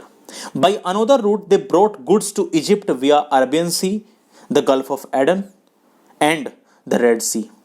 And then from there to the cities of Italy via Mediterranean Sea. At that time there was no Suez Canal. उस time पर कोई Suez नहर नहीं थी, Suez canal उस time पर नहीं होती थी। बात आई समझ। यदि किसी को इन पूरे नोट्स का PDF चाहिए, यदि किसी को आवश्यकता हो तो वो कमेंट कर दीजिएगा, आपको PDF भी कोशिश करेंगे प्रोवाइड कराने की, ठीक है। चलिए, फिलहाल मुझे बनाना पड़ेगा, अभी क्रिएट नहीं हुआ है, इसके लिए वो बनाना पड़ेगा। खैर चलो आगे समझने की कोशिश करते हैं। देखो भैया आगे की बात देखिए, ये सारी की सारी जो चीजें थी, ये सारी की, अच्छा पहले एक बात और समझ लीजिए एक और चीज को जान लीजिए। देखिए प्राचीन काल से ही जो ये यूरोपीय देश थे, जितने भी यूरोपियन कंट्रीज थी, ये प्राचीन काल से ही, एंशियंट पीरियड से ही मसालों के लिए यानी गरम मसालों के लिए पूर्ण रूप से भारत और अन्य पूर्वी देशों पर ही निर्भर रहा करते थे। प्राचीन काल से ही यूरोपीय देश गरम मसालों के लिए पूरी तरह से पूर्ण रूप से भारत और अन्य पूर्वी देशों पर ही निर्भर रहा करते थे। पूरे के पूरे यूरोप में मसालों की आपूर्ति इन दक्षिण पूर्वी देशों से होती थी। दक्षिण पूर्वी देश बोले तो भारत के अलावा जैसे इंडोनेशिया है, मलेशिया है, म्यांमार है, वियतनाम, ये सारे के सारे ये दक्षिण पूर्वी देश। बात ही समझ। Since ancient time, European countries were completely dependent on India and other eastern countries for spices. Spices used to supply from all over southeastern countries to Europe. From southeastern countries other than India, Indonesia, Malaysia, Myanmar, Vietnam, ये देख सकते हैं आप, Malaysia है, Vietnam है, Philippines आपको Indonesia है, ठीक है, इस तरह के, और म्यांमार है जिसको पहले बर्मा कहते थे। इन सब कंट्रीज के ऊपर भी ये लोग डिपेंड होते थे। ये सभी चीजें 15वीं शताब्दी तक ठीक प्रकार से चलती रही। 15th सेंचुरी तक, 15वीं शताब्दी तक ये सारी की सारी जो चीजें थी ये एकदम ठीक चलती रही, कोई दिक्कत नहीं हुई। लेकिन 15वीं शताब्दी आते आते यूरोप से हिंदुस्तान तक आने वाले ये दोनों मार्ग बंद हो गए। ये वाला भी ध्यान से सुन लो बात को, बहुत इंपॉर्टेंट बात बता रहा हूं। ये सभी चीजें 15वीं शताब्दी तक, 15th सेंचुरी तक, ठीक है, यानी 1400 से लेकर के 1400 से लेकर के 1500 के बीच तक, ये सभी चीजें 15वीं शताब्दी तक ठीक प्रकार से चलती रही। लेकिन 15वीं शताब्दी आते आते यूरोप से हिंदुस्तान तक आने वाले ये दोनों ही मार्गों, स्थल मार्ग भी और ये वाला सी रूट भी, दोनों मार्ग बंद हो गए। और इन मार्गों को बंद करने में जो सबसे बड़ा हाथ रहा था, ध्यान से सुन लेना, इन दोनों मार्गों को जो बंद करने में सबसे बड़ा हाथ रहा था, वो रहा था किसका? वो रहा था ओटोमन अंपायर का। किसका रहा था? वो हाथ रहा था ओटोमन अंपायर। ध्यान से सुनो, एक नई चीज आपके सामने है, उस्मानी साम्राज्य, ओटोमन अंपायर।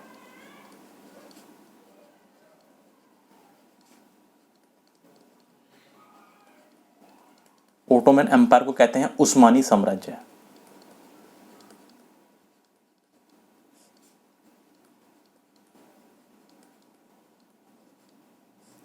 इस साम्राज्य का बहुत बड़ा हाथ रहा था इन दोनों के दोनों रूट को बंद करने में। इस ओटोमन एम्पायर का बहुत बड़ा हाथ रहा था। जरा बात को सुनना ध्यान से।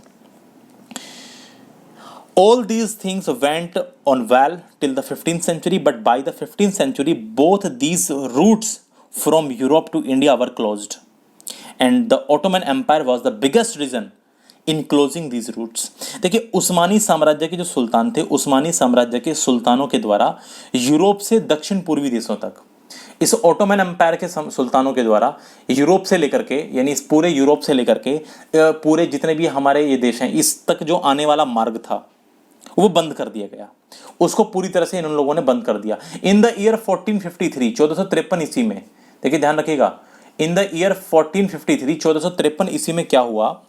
1453 में उस्मानी साम्राज्य के सुल्तान के द्वारा एक स्थान पर अधिकार कर लिया गया और उस स्थान का नाम था कुस्तुनतुनिया। उस स्थान का नाम क्या था? कुस्तुनतुनिया। ध्यान से सुनना ये बात जो अब बता रहा हूं, कुस्तुनतुनिया।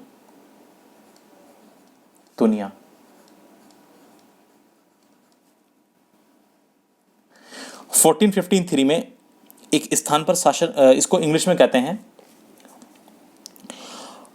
कॉन्स्टेंटिनोपोल। इस कुस्तुनतुनिया को रोमन वर्ड है।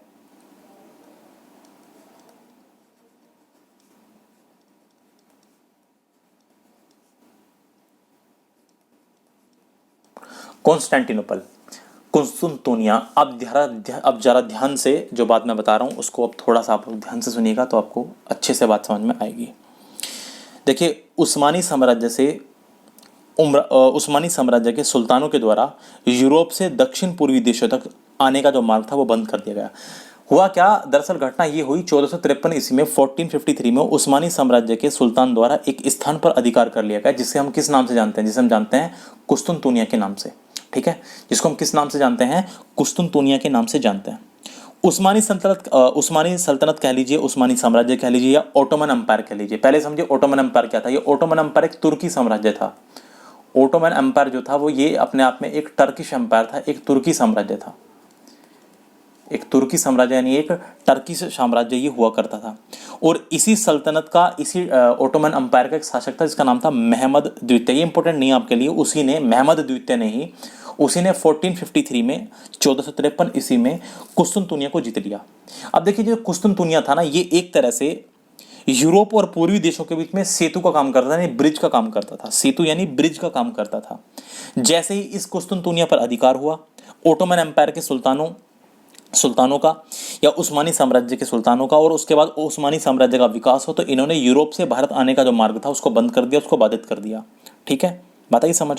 और एक जो लिंक था यूरोप और पूर्वी देशों के बीच में, उसको तोड़ दिया। मैं जरा आपको एक और मैप पे लेके चलता हूँ, वहां आपको चीजें समझ में आएंगी।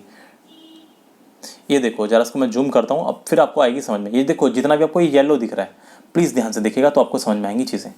ये जितना भी आपको हिस्सा येलो दिख रहा है ना, यही है ओटोमन अंपायर। बात को सुनना बहुत ध्यान से, जो बात अभी आपको बताई है यही है ओटोमन अंपायर। प्लीज जो बातें हैं बिल्कुल फोकस करिए, तभी चीजें आएंगी समझ, वरना फिर समझ से निकल जाएंगी बातें। ये देखो ध्यान से, यही है ओटोमन अंपायर। अभी मैंने जिस कुस्तुनतुनिया की बात की ना, ये देखो ये लिख रहा है ना कॉन्स्टेंटिन, ये रहा देखो, ये रहा कॉन्स्टेंटिनोपल। ये देखिए यहाँ पर, ये वो जगह है, ये है वो जगह जहां पर अधिकार हो चुका था इनका। ठीक, अभी मैंने बताया, देखिए ब्लैक सी आपको दिख रहा होगा, देखिए ब्लैक सी है, दिख रहा है आपको, मेडिटेरेनियन सी है, भूमध्य सागर है। उम्मीद है आपको ये सब चीज़ दिख रही होंगी। इटली, उस समय का ये इटली है, यहाँ पर देखो ध्यान से। दरअसल क्या हुआ, आप ध्यान से देखना, अब ये जितना भी आपको येलो येलो दिख रहा है, ये सारा का सारा क्या है, ये है ओटोमन अंपायर। ये वाला जो हिस्सा आपको दिख रहा है, उस समय इस हिस्से पर ओटोमन अंपायर का अधिकार हो चुका था। ठीक, और ये वाला हिस्सा भी देखिए, ये वाला हिस्सा भी किसके अंडर में चला गया था, ओटोमन अंपायर के हिस्से में चला गया था। तो इन्होंने क्या किया, ये रास्ता क्लोज, और आप यहाँ भी देख सकते हैं मेडिटेरेनियन सी है, और ये देखिए रास्ता क्लोज, बिल्कुल रास्ता बिल्कुल बंद, देख रहे हो। ये हिस्सा ओटोमन एम्पायर के हिस्से में चला गया था। The Ottoman Empire under Suleiman first, ये सुलेमान फर्स्ट के शासनकाल में था, और सबसे ज़्यादा मैग्निफिसेंट था। ये बात है 1580 की, 1580 के पास, 1580 के आसपास की बात आई समझ। तो खुद से देख सकते हैं कि आप ओटोमन एम्पायर का पूरा रूल हो चुका है, और ये साम्राज्य विकसित हो चुका है बहुत बड़े लेवल पर। ठीक है, ये साम्राज्य बहुत बड़े लेवल पर विकसित हो गया था। तो इस वजह से अब क्या हुआ कि जो दोनों के दोनों मार्ग थे, देख सकते हैं, ये है वो जो मैंने आपको अभी बताया कुस्तुनतुनिया। ठीक, यही है वो कुस्तुनतुनिया। तो जो दोनों के दोनों रास्ते थे वो इन लोगों ने क्या कर दिए, बंद कर दिए। इस ओटोमन एम्पायर के जो रूलर थे उन्होंने क्या कर दिए, दोनों रास्तों को ब्लॉक कर दिया, दोनों रास्तों को बंद कर दिया। अब सबसे बड़ी समस्या ये आ रही है, देखिए ये वही है जो अभी मैंने बताया, अरब कंट्रीज हैं यहाँ पर, और देखो ये यहाँ पे ब्लॉक है, देखिए ये रेड सी आपको दिख रहा है, उम्मीद है ये दिख रहा होगा रेड सी।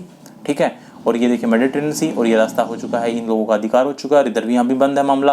तो अब दिक्कत ये होगी सबसे बड़ी कि दोनों के दोनों जो मार्ग थे वो बंद कर दिए। दोनों के जो दोनों मार्ग थे वो क्या हो गए, बंद हो गए। किसने किए, इस ओटोमन साम्राज्य के जो सुल्तान थे उन्होंने। मैं वापस से बता रहा हूँ, देखिए उस्मानी साम्राज्य के सुल्तानों के द्वारा यूरोप से दक्षिण पूर्वी देशों तक आने का जो मार्ग था वो बंद कर दिया गया। 1453 ईस्वी में उस्मानी साम्राज्य के सुल्तान के द्वारा एक स्थान पर अधिकार कर लिया गया, जिसे हम कुस्तुनतुनिया के नाम से जानते हैं। उस्मानी सल्तनत या उस्मानी साम्राज्य एक तुर्की साम्राज्य था, और इसी सल्तनत का एक शासक हुआ था महमद द्वितीय। उसने 1453 में कुस्तुनतुनिया को जीत लिया। ये कुस्तुनतुनिया एक तरह से यूरोप और पूर्वी देशों के बीच एक सेतु का काम करता था। ये जो कुस्तुनतुनिया था, ये एक तरह से यूरोप और अन्य, देखिए ये जो कुस्तुनतुनिया है, ये यूरोप, ये जो देखिए यूरोपियन कंट्रीज है, देखिए देख सकते हैं आप, ये यूरोप और जो इधर के देश हैं, ठीक है, इधर वाले जो देश हैं, एशिया वाले देश, इनके बीच में ब्रिज का काम करता था, सेतु का काम करता था। जैसे ही इस पर अधिकार हुआ, ओटोमन एम्पायर के सुल्तानों ने और ज़्यादा ओटोमन एम्पायर को यानी उस्मानी साम्राज्य को विकसित किया। तो यूरोप से भारत आने के मार्ग पूरी तरह से बाधित हो गए, और इन्हीं उस्मानी साम्राज्य के शासकों ने यूरोप और पूर्वी देशों के बीच जो लिंक था उसको तोड़ दिया। बात आई समझ। चलिए एक बार फिर से रिपीट कर रहा हूँ इस चीज़ को मैं इंग्लिश में। The route from Europe to southeastern countries was stopped by the Sultan from the Ottoman Empire in the year 1453 AD. The Sultan of Ottoman Empire occupied a place which we know as Kustantonia या Constantinople. बात ही समझ। The Osmani Sultanate या और you can say the Ottoman Empire was a Turkish state. ये एक तुर्की साम्राज्य हुआ करता था। कॉन्स्टेंटिनोपल यानी कुस्तुनतुनिया was occupied in 1453 by Mehmed II, the ruler of this sultanate. Constantinople यानी कुस्तुनतुनिया served as a bridge. Kustantonia served as a bridge between Europe and Eastern countries As soon as this empire was developed, the sultans of Ottoman Empire interrupted the routes from Europe to India. Overall, we can say Ottoman Empire rulers broke the link between Europe and Eastern countries. तो ये Ottoman Empire क्या था? ये एक तरह से एक तरह से तुर्की राज्य था, टर्किश स्टेट था, जिसका शासन फैल गया था 15वीं शताब्दी में, जिसका उत्कर्ष हुआ था और ये लगभग इतने बड़े हिस्से में फैल चुका था। और इसने जो भारत आने वाले जो मार्ग थे उनको, या आप ये कह सकते हैं कि पूर्वी देशों की तरफ जो आने वाला मार्ग था उसको क्या कर दिया? बाधित कर दिया। बात ही समझ। तो फिर अब क्या किया जाए? अब दिक्कत ये आ गई, हम जानते हैं कि यूरोपियन देश जो थे वो मसालों की आपूर्ति के लिए भारत जैसे पूर्वी देशों पर निर्भर करते थे। अब वस्तुओं को लाने के वे मार्ग बाधित हो चुका था। बात ही समझ। वस्तुओं को जो लाने का जो मार्ग था वो क्या हो चुका था? वो बाधित हो चुका था। अब इसके अलावा हम जानते हैं कि पूर्वी देशों के साथ इटली का व्यापार में वर्चस्व भी था। ये भी हमने बात समझी है कि जो पूर्वी देश हैं उनके साथ उनके साथ व्यापार में किसका वर्चस्व था? उनके साथ व्यापार में वर्चस्व था इटली का। ये बात भी हम लोग अच्छी तरह से जानते हैं। ठीक है। अब हमारे सामने समस्या, माफ कीजिए, हमारे सामने क्यों आएगी भाई? अब जो समस्या आएगी यूरोपीय देशों के सामने, वो समस्या ये आई कि अब ये लोग व्यापार आखिर चलाएं तो चलाएं कैसे? देखिए, पहली चीज तो ये थी कि ये मसालों की आपूर्ति के लिए भारत जैसे पूर्वी देशों पर निर्भर करते थे और वो रास्ता बिल्कुल पूरी तरह बाधित हो चुका था। इसके अलावा एक और रीजन था कि जो पूर्वी देशों के साथ इटली का व्यापार में वर्चस्व था और अन्य यूरोपीय देश जो और दूसरे यूरोपीय देश थे वो इटली से ही वस्तुएं खरीदते थे, क्योंकि इटली के लोग आते थे, इटली के लोग यहाँ से आते थे, मसाले लेकर जाते थे और अपने यहाँ पर यूरोप में बेचते थे। कहने का मतलब इटली का ही पूर्वी देशों के साथ व्यापार में एकाधिकार हुआ करता था 12वीं 13वीं शताब्दी के आसपास। और यूरोप के कई सारे देश, यूरोप के ये कई सारे देश इस इटली के इस वर्चस्व को तोड़ना भी चाह रहे थे कि भाई इस इटली का ही अधिकार हो चुका है हर जगह। ठीक है, हर जगह इटली का ही अधिकार है। तो ये बहुत सारे जो अदर देश हैं, अदर कंट्रीज हैं, आप देख सकते हैं, जैसे पुर्तगाल है, आप देख सकते हैं पुर्तगाल है, ठीक है, स्पेन है और भी बहुत सारे देश। ये लोग क्या चाह रहे थे कि हमें जो है वर्चस्व खत्म करना पड़ेगा, अरे हमें भी तो व्यापार खुद का करना चाहिए। ठीक है। तो 15वीं शताब्दी से ही यूरोप के कई देश अटलांटिक महासागर से होते हैं। देखिए, जब मैं बात कर रहा हूँ अटलांटिक महासागर की तो आपके दिमाग में बात आनी चाहिए, भी थोड़ी देर पहले मैंने बताया, ये जो हिस्सा है ये वाला, ये है अटलांटिक महासागर।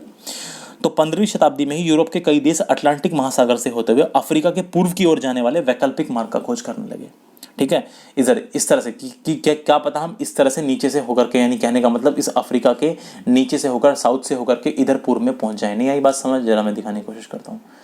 देखिए, जो बात मैंने आपको समझाई थी कि ये लोग क्या कोशिश करने लगे, ये लोग ये कोशिश करने लगे कि देखिए ये यूरोप है, देख रहे हैं आप, ठीक है, इस तरह से ये इस मार्ग, सोचने लगे क्या ये मार्ग, क्या हम ऐसे जाकर के कहीं से पहुंच देंगे? उस समय इनको कोई पता नहीं था, उस टाइम पे इनको कुछ भी ऐसा नहीं पता था कि यदि हम इधर को चलेंगे तो क्या हम हिंदुस्तान पहुंच भी पाएंगे। इस मार्ग का इनको कोई जानकारी नहीं थी। तो ये सोच रहे थे क्या ऐसा हो सकता है, कि बिल्कुल हो सकता था, लेकिन इनको इस बात का आइडिया बिल्कुल भी नहीं था कि ये लोग इस तरह से भी हिंदुस्तान आ सकते हैं। लेकिन ये फिलहाल उस समय ये बात इम्पॉसिबल लग रही थी, उस समय इनको कोई भी आइडिया नहीं था, केवल इसी मार्ग का, इसी रास्ते का पता था। अब जरा बात को थोड़ी सी और आगे बढ़ाते हैं और चीज़ों को और समझने की कोशिश करते हैं। तो 15वीं शताब्दी से ही यूरोप के कई देश अटलांटिक महासागर से होते हैं। देखिए, ये अटलांटिक ओशन है, इस अटलांटिक महासागर से होते हुए अफ्रीका के पूर्व की ओर, यानी वो सोचते थे कि इस अफ्रीका कॉन्टिनेंट के पूर्व की ओर हो सकता है, क्या पता इधर को जाकर के हम पहुंच जाएं। ठीक है, अफ्रीका के पूर्व की ओर जाने वाले वैकल्पिक मार्ग की खोज में लगे रहे। We know that the European countries depended on Eastern countries like India for the supplies of spices. And now the route of bring these things was blocked. Both the routes was blocked. दोनों के दोनों रास्ते बंद हो चुके थे. Apart from this, we know that the Italy dominated trade. Apart from this, we know that the Italy dominated trade with the Eastern countries, and other European countries also used to buy goods from Italy itself. And for these European countries, large supplies of goods were made by Italy, क्योंकि Italy इन सबको large supply करता था। ये लोग नहीं जाते थे, ज़्यादा जो मोनोपोली थी इटली की ही थी पूर्वी देशों के साथ व्यापार में। This is to say that Italy had a monopoly in trade with the eastern countries. Many countries in Europe wanted to break Italy's monopoly in the field of trade. Since the 15th century, many countries in Europe were searching for an alternative route to the east of Africa via the Atlantic Ocean. तो जो बात मैंने अभी बताई है वही चीज़ें मैंने आपको अलग इंग्लिश में बताई, अंग्रेजी भाषा में बोल के बताई, कि बहुत सारे लोग कंफ्यूज होता है, बहुत सारे लोग कंफ्यूज रहते हैं कि हिंदी में बताएं, इंग्लिश में बताएं। ठीक, खैर चलिए चीज़ों को समझने की कोशिश करते हैं। यहाँ पर एक बात आपको और समझ लेनी है, यहाँ पर एक छोटी सी बात आपको और समझ लेनी है। देखिए यहाँ पर जो छोटी सी बात समझने वाली वो यह है, एशिया, ये जो आप एशिया देख रहे हो, इस एशिया में और इस अरब सागर में, आप जानते हैं ये है अरब सागर, ये वाला हिस्सा अरब सागर है, और ये एशिया, एशिया का जो अधिकांश व्यापार था वो था अरब्स के हाथों में, अरेबियंस के हाथों में। ये अरब लोग जो हैं, आप जानते हैं ये हैं अरब कंट्रीज, ये जो कंट्रीज हैं ये अरब कंट्रीज हैं। तो एशिया का जो अधिकांश व्यापार था, यानी एशिया में जो अधिकांश व्यापार चलता था वो किसके हाथों में था? अरेबियंस के हाथों में था। और यूरोप का जो अधिकांश व्यापार था, यूरोप का जो अधिकांश व्यापार था वो इटली के हाथों में था। ये बात भी आपको समझ लेनी है। एशिया में जो बोलबाला था व्यापार में वो अरबियंस का था, ये अरब लोग, इनका ही कब्जा था, अरब सागर पे भी इन लोगों का कब्जा था, ठीक है। और इधर यूरोप में इटली का एकाधिकार चलता था व्यापार पर। पता ही समझिए, इटली इधर इन लोगों के साथ व्यापार किया करता था, इधर जो आप कंट्रीज देख रहे हो, ठीक, इन लोगों के साथ व्यापार इटली किया करता था। ये बात भी आपको समझ लेनी है। One more thing we have to understand is the most of the trade in Asia was in the hands of Arabs. अरब के हाथ में, यानी अरब्स के हाथों में था मोस्टली। और इसके अलावा while the European trade was under the authority of Italy, जो यूरोपियन ट्रेड था वो किसके अंडर में था? वो इटली के अंडर में था। बात आई समझ? अब आगे बढ़ते हैं और आगे हम चीज़ों को और समझने की कोशिश करते हैं अच्छे तरीके से, ठीक। देखिए पहली क्लासेस में मैप से मुझे बहुत सारा इंट्रोडक्शन कराना पड़ रहा है, तो ये क्लास भी थोड़ी सी लंबी हो गई है इसी वजह से। तो चलो फिर सरकार आगे की बात समझते हैं।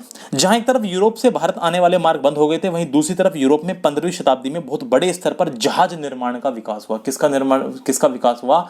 बहुत बड़े लेवल पर, ध्यान से समझना जो बात बता रहा हूं मैं, बहुत बड़े लेवल पर जहाज निर्माण का विकास हुआ, शिप बिल्डिंग का विकास हुआ। जहाज निर्माण यानी शिप बिल्डिंग का विकास हुआ।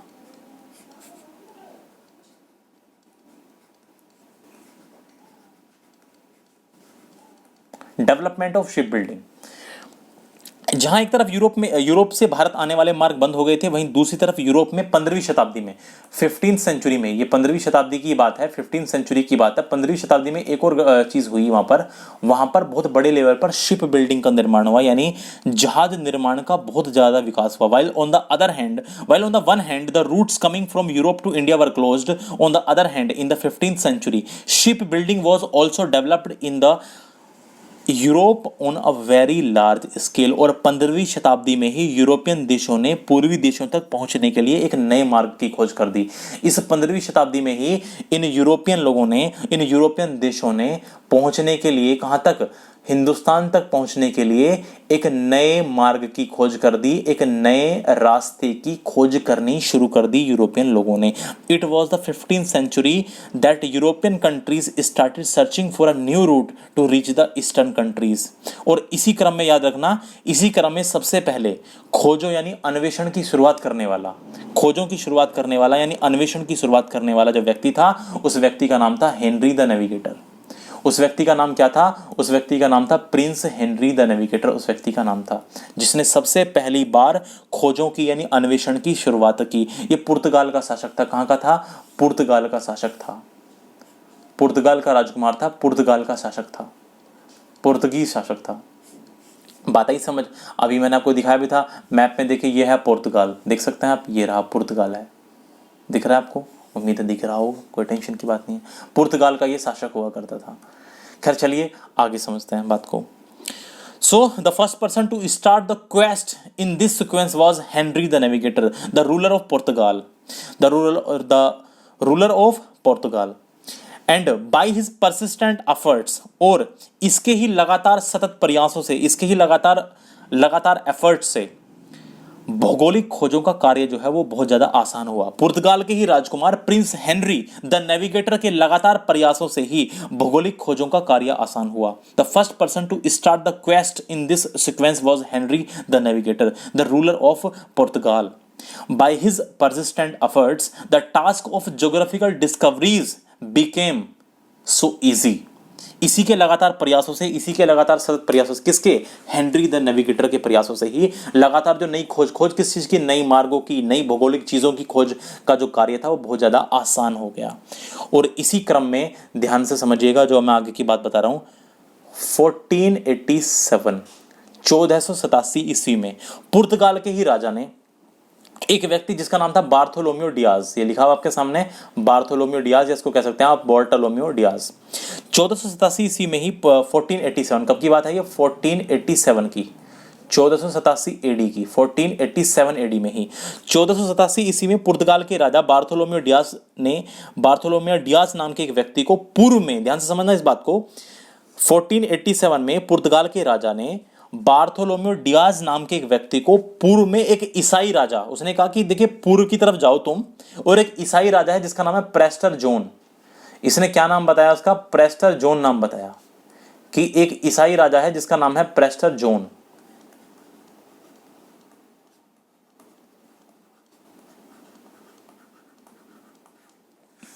प्रेस्टर जॉन की धरती को खोज करके लाओ। बार्थोलोमेओ डियाज नाम के व्यक्ति को पुर्तगाल के राजा ने क्या कहा कि ये पूर्व में एक ईसाई राजा हैं जिनका नाम है प्रेस्टर जॉन, उनकी धरती की खोज करके लाओ। अब क्योंकि प्रेस्टर जॉन वास्तव में कोई नहीं था, ये प्रेस्टर जॉन था, वास्तव में ऐसा कुछ था ही नहीं, ठीक है। तो डियाज को कोई धरती ही नहीं मिली। और लेकिन हुआ ये कि 1488 में, 1488 ईस्वी में हो ये गया, 1488 ईस्वी में 1488 ईस्वी में अफ्रीका महाद्वीप का सबसे दक्षिणी बिंदु मिल गया, जिसको हम जानते हैं केप ऑफ गुड होप के नाम से, या इसको हम कहते हैं आशा अंतरीप, यानी केप ऑफ गुड होप। क्या बोला मैंने? 1488 ईस्वी में भाई डियास को कोई धरती नहीं मिली, लेकिन उसको जाने का फायदा क्या हुआ कि 1488 में, 1488 ईस्वी में उसको अफ्रीका कॉन्टिनेंट का, अफ्रीका महाद्वीप का सबसे दक्षिणी बिंदु मिल गया, जिसको हम कहते हैं केप ऑफ गुड होप या आशा अंतरीप जिसको कहा जाता है। जिसको क्या कहा जाता है? केप ऑफ गुड होप या आशा अंतरीप। देखिए ये है दक्षिणी, ये है अफ्रीका कॉन्टिनेंट। और जब यहाँ से पुर्तगाल से कोई व्यक्ति चलेगा, देखिए ध्यान से यहाँ समझ लीजिए, ऐसे ये आएगा यहाँ पर, यहाँ आएगा, तो जिसका जो सबसे दक्षिणी बिंदु है अफ्रीका महाद्वीप का, इसी को कहा जाता है आशा अंतरीप, यानी Cape of Good Hope, Cape of Good Hope. और इस रास्ते को भी क्या नाम दिया गया था? Cape of Good Hope. जब वास्को डी गामा भारत आएगा तो पूछा जाएगा किस नाम से भारत है। अभी आगे आएंगे, धीरे धीरे चीजें चल रही हैं, आपको धीरे धीरे चीजें आती रहेंगी समझ में, ठीक है। तो चलिए वहीं पाते हैं जहां हम बात करते हैं। तो 1488 ईस्वी में अफ्रीका महाद्वीप का सबसे दक्षिणी बिंदु मिल गया किसको? बार्थोलोमेओ डियाज को, जिसे केप ऑफ गुड होप यानी आशा अंतरीप कहा जाता है। बात ही समझ।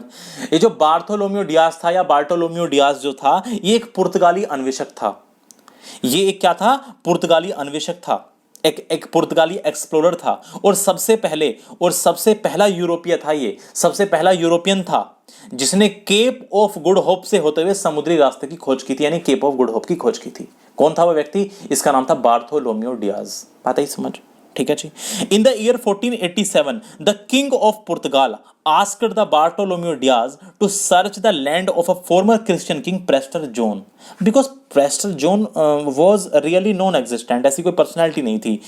So Diaz did not find any earth, but found the southernmost point of the continent of Africa in 1488, which is called the Cape of Good Hope. And Bartolomeo Diaz, who was Bartolomeo Diaz? Bartolomeo Diaz was the Portuguese explorer. Bartolomeo Diaz was the Portuguese explorer and the first European to travel southeast by sea via the Cape of Good Hope. इसी Cape of Good Hope की जो Cape of Good Hope की तरफ travel करने वाला ये सबसे पहला व्यक्ति ही कौन था? ये बार्थोलोमेओ डियाज था। ठीक है, उम्मीद है ये बात आपको अच्छे से समझ में आ रही होगी। आगे बढ़ते हैं और आगे की और चीज़ों को समझने की कोशिश करते हैं। देखिए जी, आगे की बात ज़रा ध्यान से सुनना। अब एक व्यक्ति और एक और घटना, ये घटना है 1492 की, 1492 ईस्वी की। ये घटना है 1492 की। उसके बाद 1492 ईस्वी की में स्पेन की राजधानी मैड्रिड से, स्पेन की कैपिटल है Madrid. 1492 in the year 1492 Spain की ही राजधानी है मैड्रिड।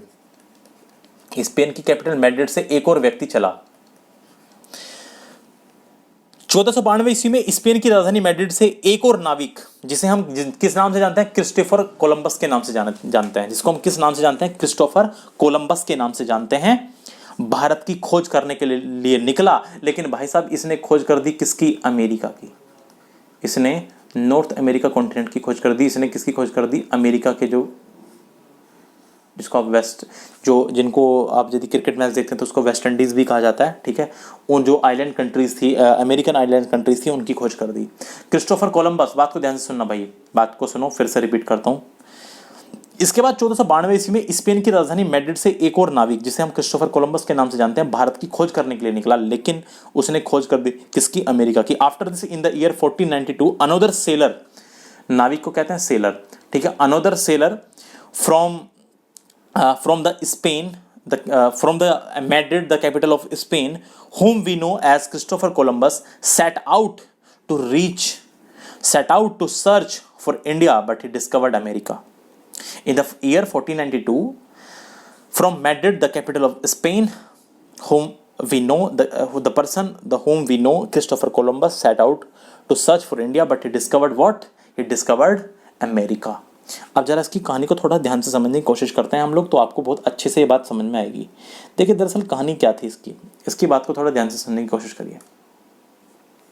कहानी कुछ ऐसी थी, ये बात है इसका जो जन्म हुआ था क्रिस्टोफर कोलंबस का, इसका जन्म हुआ था 1451 में, 1451 में, जेनोवा इटली में। ये देखिए इटली है, इटली का शहर है जेनोवा, उसमें हुआ था, जेनोवा इटली में इसका जन्म हुआ था, ठीक है। चलिए, इसके पिता जुलाए थे और बचपन में कोलंबस अपने पिता के काम में मदद किया करता था। बाद में जाकर उसे समुद्री यात्राओं का बहुत बड़ा चस्का लग गया, इसको समुद्री यात्राओं का बहुत बड़ा चस्का लग गया और इसने अपने रोजगार के रूप में किसको बना लिया? समुद्री यात्राओं को ही इसने अपना रोजगार बना लिया। कोलंबस के वक्त में यूरोप के व्यापारी जो थे भारत समेत एशियाई देशों के साथ व्यापार किया करते थे, ठीक है, और वे जमीन के रास्ते जाकर या कुछ जमीन या कुछ समुद्री रास्तों से जाकर के माल बेचते रहते थे और यहाँ से मसाले वगैरह अपने साथ ले जाते थे और ले जाकर के अपने यूरोप में उसको बेचते रहते थे, ठीक है।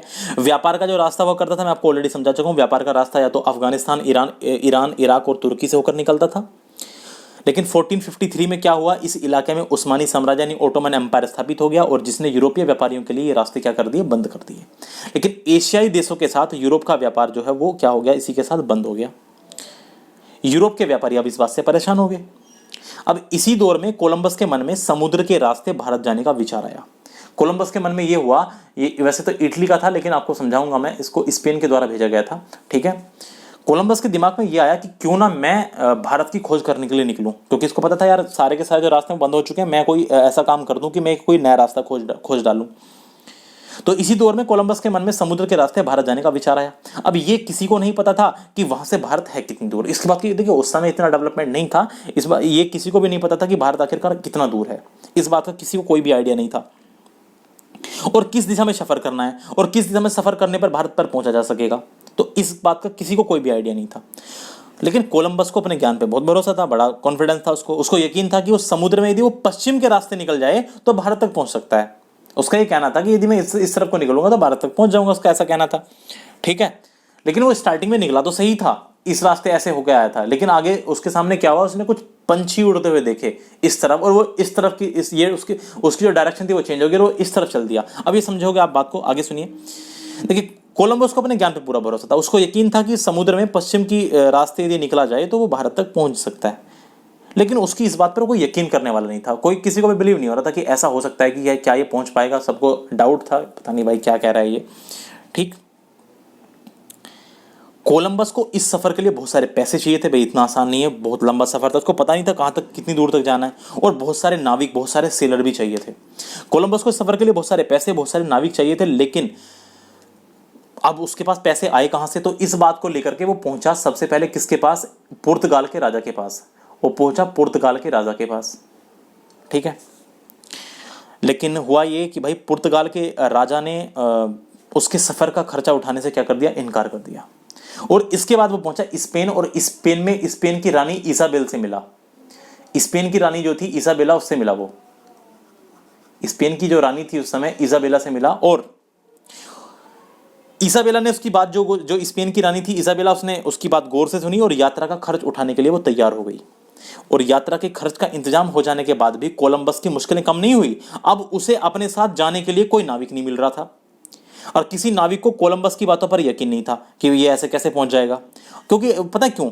उस वक्त लोगों को लगता था कि धरती जो है ना वो टेबल की तरह चपटी है, और वो समुद्र के लंबे सफर पर निकलेंगे तो एक दिन ऐसा आएगा समुद्र खत्म हो जाएगा और वो कहीं नीचे गिर जाएंगे। लोग समझते थे कि टेबल की तरह जो है वो दुनिया जो है वो चपटी है, उस समय ऐसा समझते थे लोग। अब बड़ी मुश्किल से कोलंबस ने अपने जाने के लिए 90 नाविकों को तैयार किया, 90 लोगों को इसने फिर भी तैयार कर लिया अपने साथ जाने के लिए, ठीक है। और 3 तीन जहाज जिनका नाम था सेंटा, तीन जहाज थे जिनका नाम था सेंटा, मारिया और नीना, इन जहाजों के नाम थे। और तीन जहाज तैयार कर लिए, सेंटा, मारिया और नीना, यानी कहने का मतलब तीन जहाज और 90 नाविकों को लेकर के निकल पड़ा। तो 3 अगस्त 3 अगस्त 1492 यानी 3 अगस्त 1492 को कोलंबस ने तीन जहाजों सेंटा मारिया और सेंटा मारिया नहीं, इसी सेंटा मारिया एक ही नाम है, ये सेंटा मारिया जो है ना ये नाम एक है, सेंटा मारिया एक नाम है, ठीक है। और एक जहाज, दूसरे जहाज का नाम था नीना और एक और जहाज था जिसका नाम था पिंटा। ये तीन जहाज थे, हालांकि इतना इंपॉर्टेंट नहीं है, आपकी मैं नॉलेज के लिए बता रहा हूँ। ये तीन जहाज थे, ठीक है, सेंटा मारिया, नीना और पिंटा। इन तीन जहाजों के साथ स्पेन से, कहां से स्टार्ट किया इसने अपने सफर की शुरुआत? इसने अपने सफर की शुरुआत स्टार्ट की स्पेन से। स्पेन से होकर के इसने अपने सफर की जो है वो स्टार्टिंग कर दी। कई हफ्ते गुजर गए लेकिन सफर खत्म नहीं हो रहा था भाई। अब देखो यहाँ तो आपको मैप बड़े जल्दी लग रहा होगा, लेकिन जब इंसान समुद्र में चलेगा इसमें तो बहुत कई हफ्ते गुजर गए, कुछ दिख ही नहीं रहा है, समुद्र समुद्र, पानी पानी पानी पानी पानी पानी चले जा रहा है। अब इमेजिन करके देखिए आप लोग, आप यदि किसी ऐसी यात्रा पर निकल चुके हैं जहाज लेकर के, पानी का अंत ही नहीं हो रहा है, दिन रात चले जा रहे हैं, दिन रात चले जा रहे हैं, पानी का अंत ही नहीं हो रहा है, ठीक है। कई हफ्ते गुजर गए लेकिन सफर ही खत्म नहीं होकर दे रहा। दूर दूर तक फैले समंदर में जमीन का नामो निशान नहीं दिख रहा था। सबसे बड़ी दिक्कत ये, अब बंदा निकल तो गया लेकिन दिक्कत ये थी कि दूर दूर तक कहीं जमीन नहीं दिख रही, जमीन का टुकड़ा नहीं दिख रहा था। तो कोलंबस के साथ जो ये 90 नाविक गए थे, ये बेचारे घबराने लगे, पता नहीं कहां ले आया, ये मरवाएगा हमें, ठीक है। अब उसके कई साथी क्या करने लगे, उससे कहने लगे भाई एक काम कर, वापस हो ले, बिना कोई फायदा नहीं है, पता नहीं हम कहां जाकर निकलेंगे और फिर पता नहीं कहां पहुंच जाएं, कहीं ऐसा ना हो कि हमारा साथी कुछ हो जाए, क्योंकि उस समय कोई आइडिया नहीं था कि कहां जा रहे हैं, किस दिशा की तरफ जा रहे हैं। खुद सोच के देखिए, यदि आप पानी के रास्ते जा रहे हैं, आपको पता ही नहीं है और आप चले जा रहे हैं, कई हफ्ते बीत गए, दिन रात चले जा रहे हैं, कुछ जमीन का टुकड़ा तक नहीं दिख रहा, तो आप खुद भी डर जाएंगे। तो जो कई साथी थे वो वापस लौटने की बात कहने लगे, लेकिन कोलंबस अपनी बात पे अड़ा रहा। हालत ऐसी हो गई कि नाविकों ने कोलंबस को धमकी देनी शुरू कर दी। जो उसके नाविक थे, इन्होंने कोलंबस को धमकी देनी शुरू कर दी, और हालत ये हो गई कि धमकी देनी शुरू कर दी, और अगर वो वापस लौटने को राजी हुआ और उसको ये धमकी दी कि यदि तू वापस लौटने के लिए राजी नहीं हुआ, कोलंबस से सीधा कहा कि यदि तू वापस लौटने के लिए राजी नहीं हो रहा है ना, तो हम तुझे मार डालेंगे, ध्यान रखना इस बात को। तो बेचारे कोलंबस ने किसी तरह से उन्हें समझा बुझा करके कुछ दिन के लिए और राजी कर लिया, कुछ दिन के सफर के लिए और राजी कर लिया, कुछ दिन और रुक जाओ, यदि नहीं मिला तो फिर वापस चल देंगे। अब हुआ क्या, 9 अक्टूबर, अब देखिए मैंने बात क्या बताई, अगस्त में निकले थे और 9 अक्टूबर का दिन आ गया था। 9 अक्टूबर के दिन क्या हुआ, 9 अक्टूबर के दिन 1492 में 1492 में कोलंबस को आसमान में पक्षी दिखाई देने लगे उड़ते हुए। आसमान में इसको क्या दिखाई देने लगे, पक्षी उड़ते हुए दिखाई देने लगे। तो उसने जहाजों को उसी दिशा में मोड़ लिया, उसने जहाजों को जो है उसी दिशा में मोड़ लिया जिस दिशा में उसको पक्षी उड़ते हुए दिखाई देने लगे, ठीक। और भाई कोलंबस अपनी बात पर अड़ा रहा और चलता रहा, ठीक, रुका ही नहीं। और फाइनली 12 अक्टूबर, देखिए फिर उसके बाद 3 दिन बाद 12 अक्टूबर को उसने फाइनली धरती का, उसको जमीन का टुकड़ा दिखा, धरती का उसको टुकड़ा दिखा, और 12 अक्टूबर 1492 को कोलंबस के जहाजों ने धरती को छुआ, और कोलंबस को लगा कि वो इंडिया पहुंच गया है। कोलंबस को क्या लगा कि वो कहां पहुंच गया है, वो इंडिया पहुंच गया है। पता ही समझ, आपको याद है ये यहाँ पर जो ये कैरेबियन सी के आसपास के छोटे छोटे ये जो देश हैं छोटे छोटे, इनको इंडीज भी, इसलिए तो इनको इंडीज नाम दिया गया था। बात जानते हैं आप लोग, इसीलिए इनको क्या नाम दिया गया था, अरे ये थोड़ा मैंने गलत लिख दिया, इसीलिए तो इनको क्या नाम दिया गया है, इंडीज नाम दिया गया है। जानते हैं आप, यही रीजन था।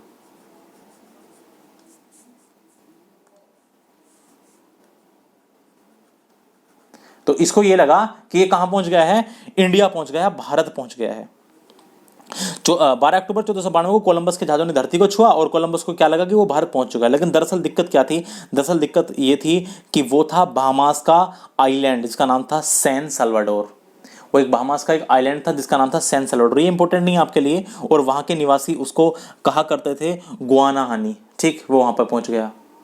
अब लेकिन दिक्कत सबसे बड़ी इसके सामने ये थी, इसको लग रहा था कि ये इंडिया पहुंच चुका है। अब कोलंबस वहां पर 5 महीने तक रुका, और उसने इस दौरान कई कैरेबियाई द्वीपों की, ये देखो कैरेबियन सी है ना ये, तो यहाँ पर बहुत सारे कैरेबियाई द्वीप हैं, यहाँ पर बहुत सारे कैरेबियन आइलैंड है, आप देख सकते हैं, क्यूबा है, ठीक, क्यूबा है, तो बहुत सारे यहाँ पर कैरेबियन आइलैंड हैं। उन पे रहा, 5 महीने तक वहाँ पर रहा, और इस दौरान उसने कई कैरेबियाई द्वीपों की खोज की, जिसमें क्यूबा था, सेंट डोमिंगो था, बहुत सारे थे, ठीक। और यहाँ से काफ़ी दौलत, काफ़ी पैसा इसने इकट्ठा किया, यहाँ से इस कोलंबस ने काफ़ी पैसा भी इकट्ठा किया। और इसके बाद क्या किया, जब बहुत सारा पैसा इसने इकट्ठा कर लिया, अपने 40 साथियों को इसने यहीं छोड़ दिया कि यहीं रहो, मौज लो, ठीक है, और मैं चला वापस। और ये 15 मार्च 1493 में वापस पहुंच गया। ये फिर पहुंचा 1493 में वापस स्पेन।